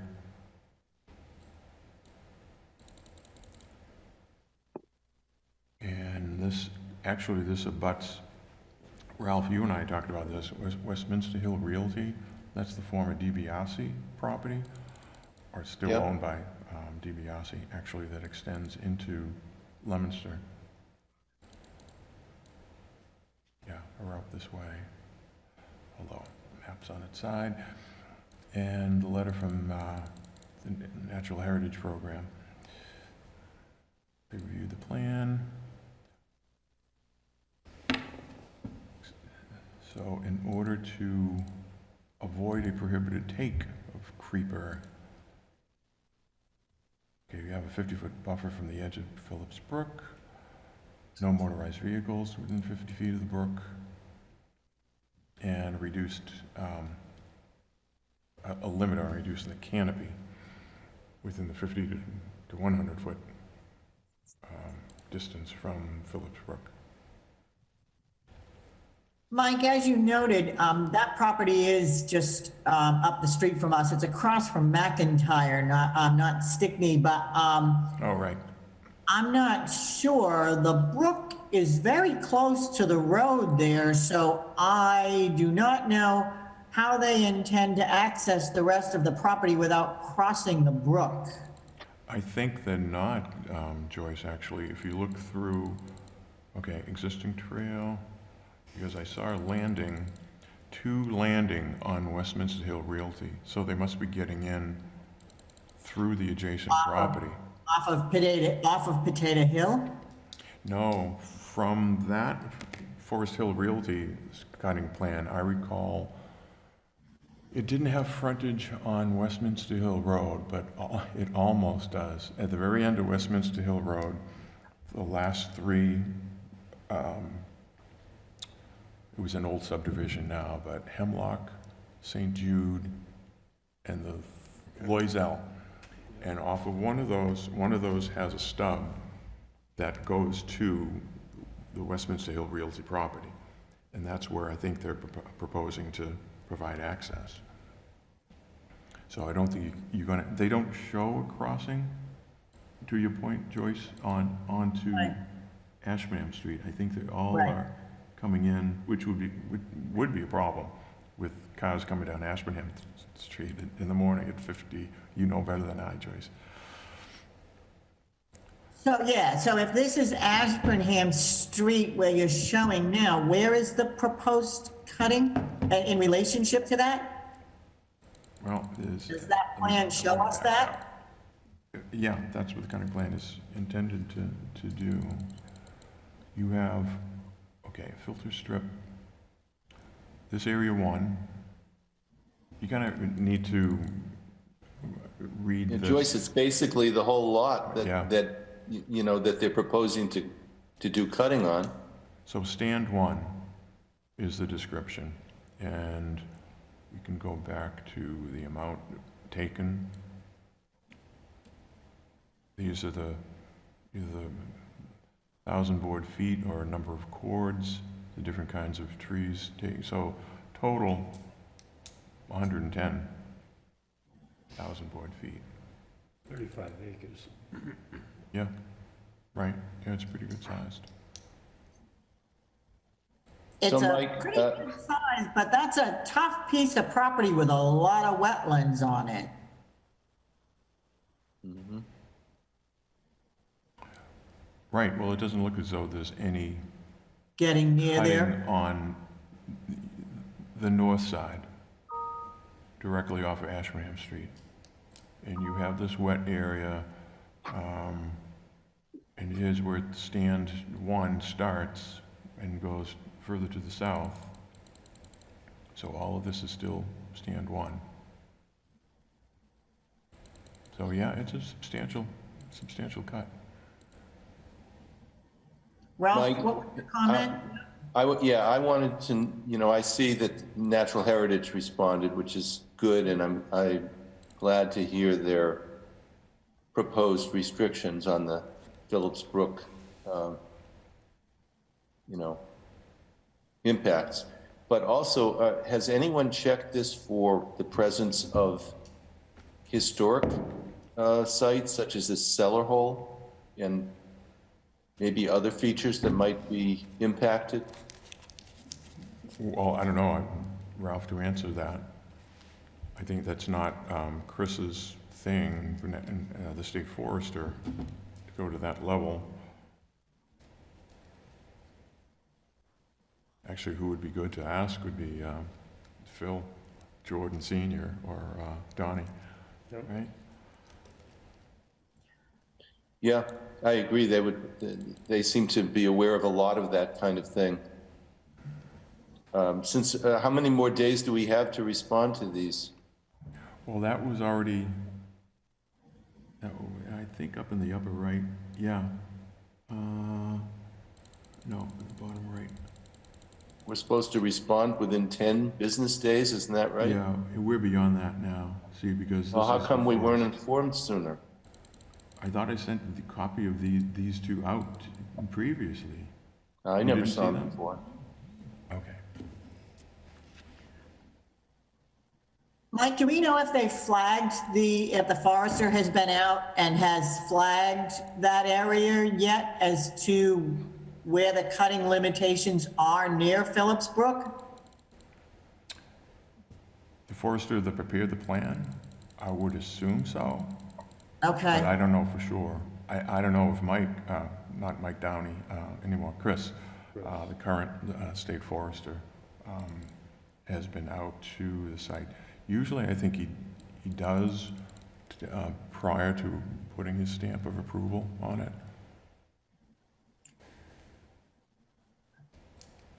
Hey, Mike, this is Nick Erickson here. I've just got two comments. The first is Central Mass Tree has reached out to us on a few occasions asking for permission to be granted a waiver for the bridge posting for Westminster Hill Road Bridge. I'm not sure if it's specifically related to this project, but it's not something that the DPW can grant a waiver for. So if they are using that bridge, it's in violation of the bridge posting. And the second comment is related to McTaggart's Pond Dam, which is just downstream of this area. My concern is that any increase in peak rate runoff from the site has the potential to impact the stability of a dam that's in poor condition downstream. So I don't know the best approach to handle those two comments, but I feel that Central Mass Tree and the landowner and probably the state forester too should be notified of those two concerns. Happy to reach out myself, but I was wondering if you could provide me with their email address. Yeah, we can do that. I might have it on file from Ralph at some point, or Commissioner Baker. If it's easy enough for you to just forward it along, though, that'd make it easier for me to reach out. What, Chris Capone's email address? Yeah, the state forester. Yeah, I'll send you that right now. Thank you. You're welcome. To your first point, Nick, where is the bridge on Westminster Hill Road? Because that's how they're getting out. If they're not proposing to get out to Ashburnham Street, that's the only other access they have proposed. So it probably is related to this project then. It's the bridge just downstream of the old mills on Westminster, right next to the intersection with Sanborn Street. It's the bridge that's currently narrowed down to one lane. So we've expressed this concern to the Central Mass Tree folk many times because those logging trucks loaded up with fresh timber are some of the heaviest trucks that exist on a roadway. They really cannot be going across that bridge, and they should be aware that they'll be in direct violation of that posting. And this isn't the only area in town where it seems like these tree guys kind of try to get away with that type of stuff, let alone people taking rock off of property and whatnot too. So it's a problem that I'm seeing occur more frequently, and I know it's a direct result of our bridges being in poor condition, but it's something that I need to figure out how better to handle it. And if it involves contacting the state police or working with Fitchburg Police and state police, I'm going to try to take that approach moving forward because I can't be liable for something like this causing a bridge to fail. In addition to the problem with the bridge, you have the distance of travel from the landing shown on this plan out to, once you reach the central, the DiBiase parcel. I don't know if you're aware, Nick, but take a look at the street layout for either I think it's St. Jude, or it might be Loisel. That little stub that provides access, potentially provided access to the abutting property, that's what they're proposing to use. So you're going to have logging trucks coming from the site, going down St. Jude, taking a left on Westminster Hill, and traveling downhill for 3+ miles before they hit 2A. and people on Westminster Hill Road and in that subdivision are not going to be happy about that. Yeah, they are not going to be happy one bit. All right, well, that's good information. Thank you. I'm going to try to see what I can do on our end to address the situation. Nick, is there anything that the commission can provide you to help with this? Because these are two very serious public safety issues with the bridge and McTaggart's Pond Dam. I mean, I don't know. Honestly, I've never dealt with either situation really. DPW has very limited enforcement ability. You know, we can send out strongly written letters and emails, but that doesn't tend to get us too far. So my plan was to contact Sergeant Boudreau, who's you know, in charge of the traffic division at Fitchburg Police, and kind of go from there. I don't know what, if anything, the commission could do to assist, other than perhaps reaching out to the applicant here, in this case, the project proponent, you know, landowner or whatnot, and seeing if there's anything that they can do to either get the project to be held off until the bridge is replaced, or something along those lines. But I'm not really sure what influence the commission has on these types of cutting plans once they're approved by the state forester. Well, I don't know about Jarko. I don't know that person, but we do have a contact for Westminster Hill Realty that I can get you, Nick. Okay. Yeah, it's still in the same family. They've proposed like conceptual subdivisions a couple of different times, not recently, but in years past. It's the same family that owns it. I'm sure we can get, well, actually on their cutting plan, they have their contact information and phone number. I'll get that to you. All right, thanks, Mike. That would be helpful. I guess that would be a good starting point for us to reach out to those folks and express our concerns at least. But one kind of, I think, good thing relatively that we learned of recently. All right, you know where Don and Eileen Bingham and their family have a fair amount of property between, okay, this is Pearl Hill Road, Fisher Road is down here, New West Townsend Road is the town line. So there's several hundred acres that are all these parcels that go on the market every few years, every 5 years or so. I think they had a forest cutting plan done years ago, and actual cutting done. We found today that the adjacent, well, actually it was one day last week that I was alerted to a former DPW, by a former DPW employee, by the way, Nick, that the adjacent property owner, like who owns these 3 lots, picked it up for a substantial amount of money, and also filed a, I didn't bother to scan it, but an agreement to continue on and not change the use, to continue on with Chapter 61 and 61B, the program that the Binghams had it in. So that's good news. Yeah, that's great. Mike, in light of this information, I think we should have the state forester at our next meeting, because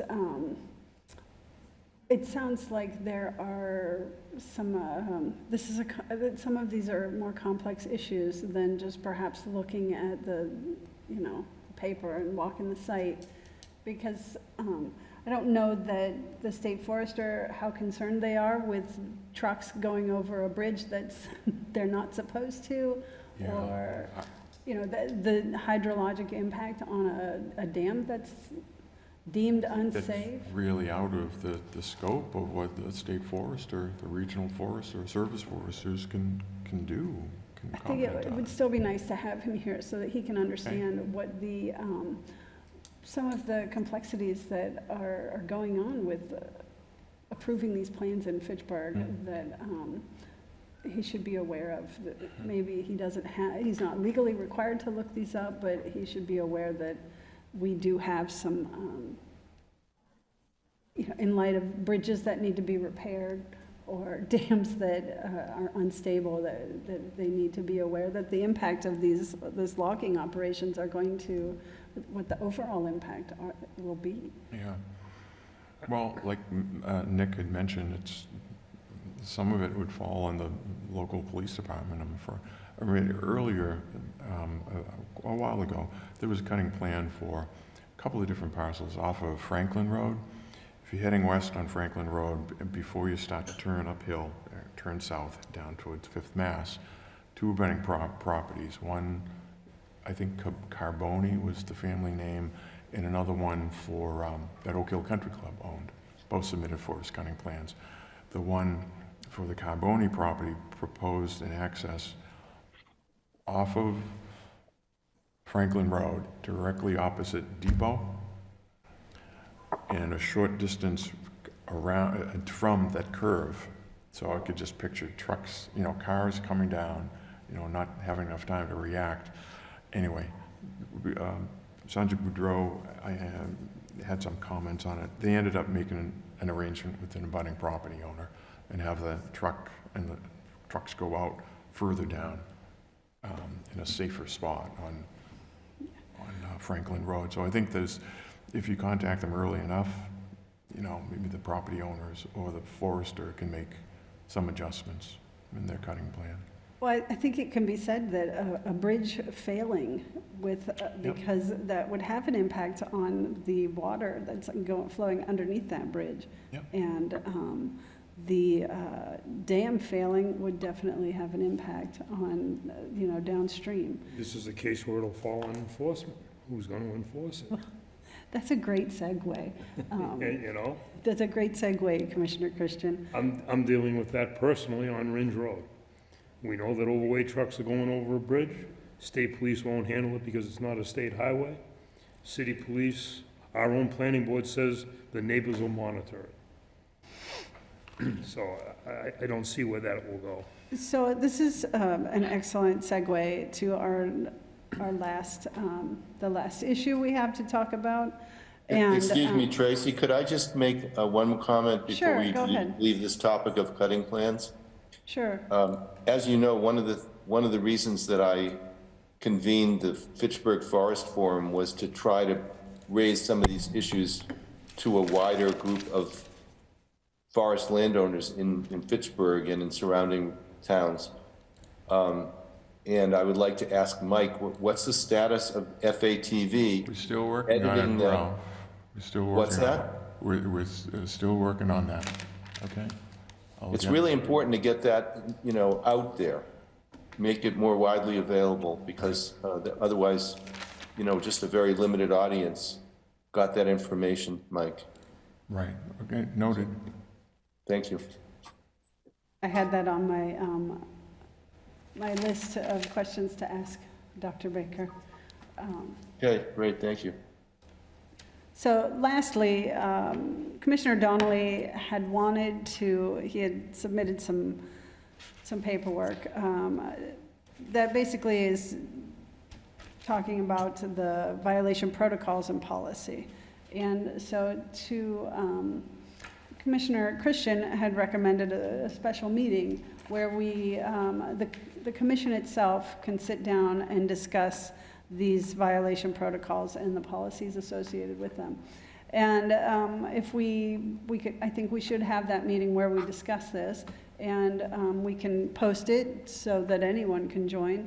But I think we should schedule that at our earliest convenience. And to that note, it could be a virtual meeting if that meant we could schedule it quicker, or we could make it in person. It's really up to, the commission, or we could have it be a hybrid meeting as well. I guess I'm just trying to get it scheduled as quickly as possible so that we can start to discuss these, how to move forward with this. And I'm going to go ahead and suggest maybe Wednesday, I think it was the 10th, Wednesday, August 10th, Does that work for everybody in attendance right now? Is that something we could, is that a good starting point? It can be 6 o'clock. Yeah, Madam Chair, I'm not available on the 10th, Okay. sorry. That's okay. How about the Could we do- 11th?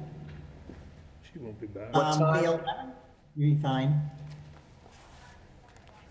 How does the 11th work for the rest of the commission?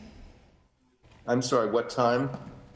6 o'clock? I can, I can do a 6 o'clock. Okay. Sorry, How's that for you? not the 10th, so when? The 11th?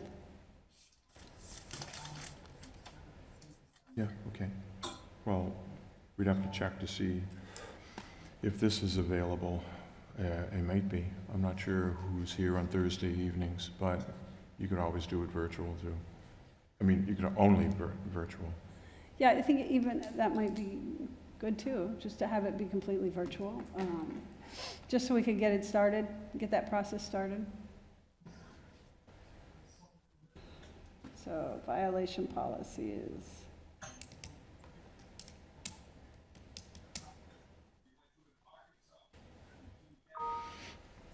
Mm-hmm.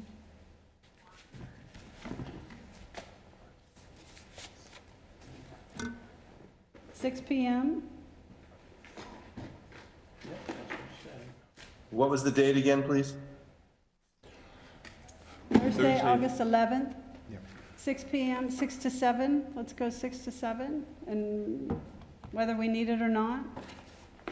Got it. And Mike, you can We'll check post that, give them 48 hours to post it. Yeah, well, we need to check whether this room is available then. Hey, Mike, I do just want to let you know that the West Meeting Room at City Hall, if the legislative building happens to be unavailable, that room, it had some audio feed issues in the past, but IT has resolved that issue. And I held one of my board meetings there for Public Works Committee. So if this room's unavailable, that is an option now. Okay, the west is the one on the right as you go in, right? Yeah. Okay, thanks for that Yeah, so- update. Thank you. We'll wait for Mike to tell us where the meeting's going to be, but we'll have a virtual option, a remote option. If that means you can get there, then that's great. And this way we can have it be publicly posted. We can meet together to discuss the protocols and policies and things that I came up with when I was looking at it was who can issue. Mike Donnelly sent out that citation, which I like, but I was wondering who's going to give out the citation. Could it be any of us? Could it be the agent? Could it be the environmental consultant, the violation and enforcement committee? We can talk about those issues and the amount of the fines and various items. Do we have to designate, like if they collect the fines, Mike, do we have to designate where those fines go? Do they go to the general fund, or are they gonna go to the wetlands account, or things like that nature? I guess we go to the general fund unless specified otherwise. Are we allowed I don't to know if that's specify something- that? I don't know if that's something to take up with the city auditor, who is enjoying himself on vacation now. So we do have a lot to talk about. So everybody kind of think about the process and bring your own area of expertise to that process so we can try and get it as much taken care of as possible and maybe even vote on it. We can.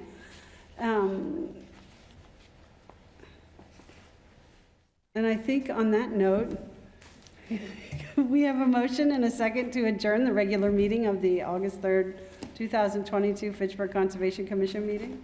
Madam Chair, might I bring up one issue before we adjourn? Yes, This is Nick. yes, please. I've just been made aware of a project on Lunenburg Street at the old Thunderbird Lodge Motel. The applicant has a relatively time-sensitive deadline to get the permitting in place before the closing is scheduled, I believe, for early October. So McCarty Engineering is doing the engineering work for the project. They've sent me the documentation. I'm currently reviewing that. I just want to make the commission aware of that and make sure that Tim Smith, you've seen those documents too. I'm planning to go through those documents and provide my feedback at some point over the next couple of weeks. I'll send it out to Mike, Tim, and the rest of the commission. But I'm hoping or asking the commission members to hopefully review that project and the documentation that's been submitted ahead of next meeting. And I'm wondering if maybe we could schedule a site visit for that project, because I'm sure the commission's going to want to do so now instead of waiting until the next meeting. Because again, that deadline is an issue, and I'd like to help out the applicant if possible. Yeah, Nick, and Tim, if you were there, I dropped what Nick is talking about in the mail to you, Tim, yesterday or Monday. Yeah, I received a copy today. Thank you, Michael. Oh, good. So you guys remember where the old Thunderbird was? Mm-hmm. Sure. Now it's and the demolition for it, that demolition of it. In fact, I have a postcard of the hotel that I'll bring into the next meeting. But it's owned by Ron Bouchard, or the company. It was used for storage of trucks, and there's a proposed self-storage facility on that site that you can't see in person because I don't have but it will be on the next the September meeting agenda. So pretty good sized building in floodplain, in riverfront, but it's a previously disturbed area. There was a little photograph at the end, a pretty picture of what it's, because self-storage, apparently we learned this burg is underserved as far as self-storage facility, because we've gotten more inquiries over the past couple of months for that. There was another one that was approved by a much smaller one by the planning board further down to Lunenburg Street, to the closer to town. So what do we want to do for the site visit? How much time do people need? I think you can get a good idea of the site in an hour, a half hour, easy. August, do we want to look at the 15th? That's a Monday. Or the 18th? I'm available either day. Better the 15th than the 18th for me. Okay. Monday at, when could people get there? 6? Earlier? Oh, you have trouble, Tracy, right? Because you're coming from... I work until 6 o'clock on Mondays, but you guys can go. I'll get there when I get there. Or I can look at it. You guys can handle it, I think. I can't get out. I'm going to try my best to make it on the 15th as well, guys, for that time slot. Okay. So August 15th, 6 o'clock? Mm-hmm. Yep, that Monday. Okay. I'll send plans out, a digital copy of the plan, so you get a chance to look at it ahead of time. Thank you, Nick, for that update. Thank you, commissioners, for accommodating the request. I appreciate it. So on that note, we had a motion on the table and a second. Did we have a second to adjourn? I'll second. Yep. Okay, Commissioner Bro? Aye. Thank you, folks. Thank you, Brian. Commissioner Baker? Aye. Commissioner Christian? Aye. Commissioner, is it Mary still? No, we lost Mary. Down to you 4. Commissioner Jacobs? Aye, thank you. Aye. Commissioner Sarfield, and I want to thank everybody for their commitment to public service. We'll see you soon. Thank you. Good night. Meeting adjourned. Good night. Thank you, Tim. Everyone.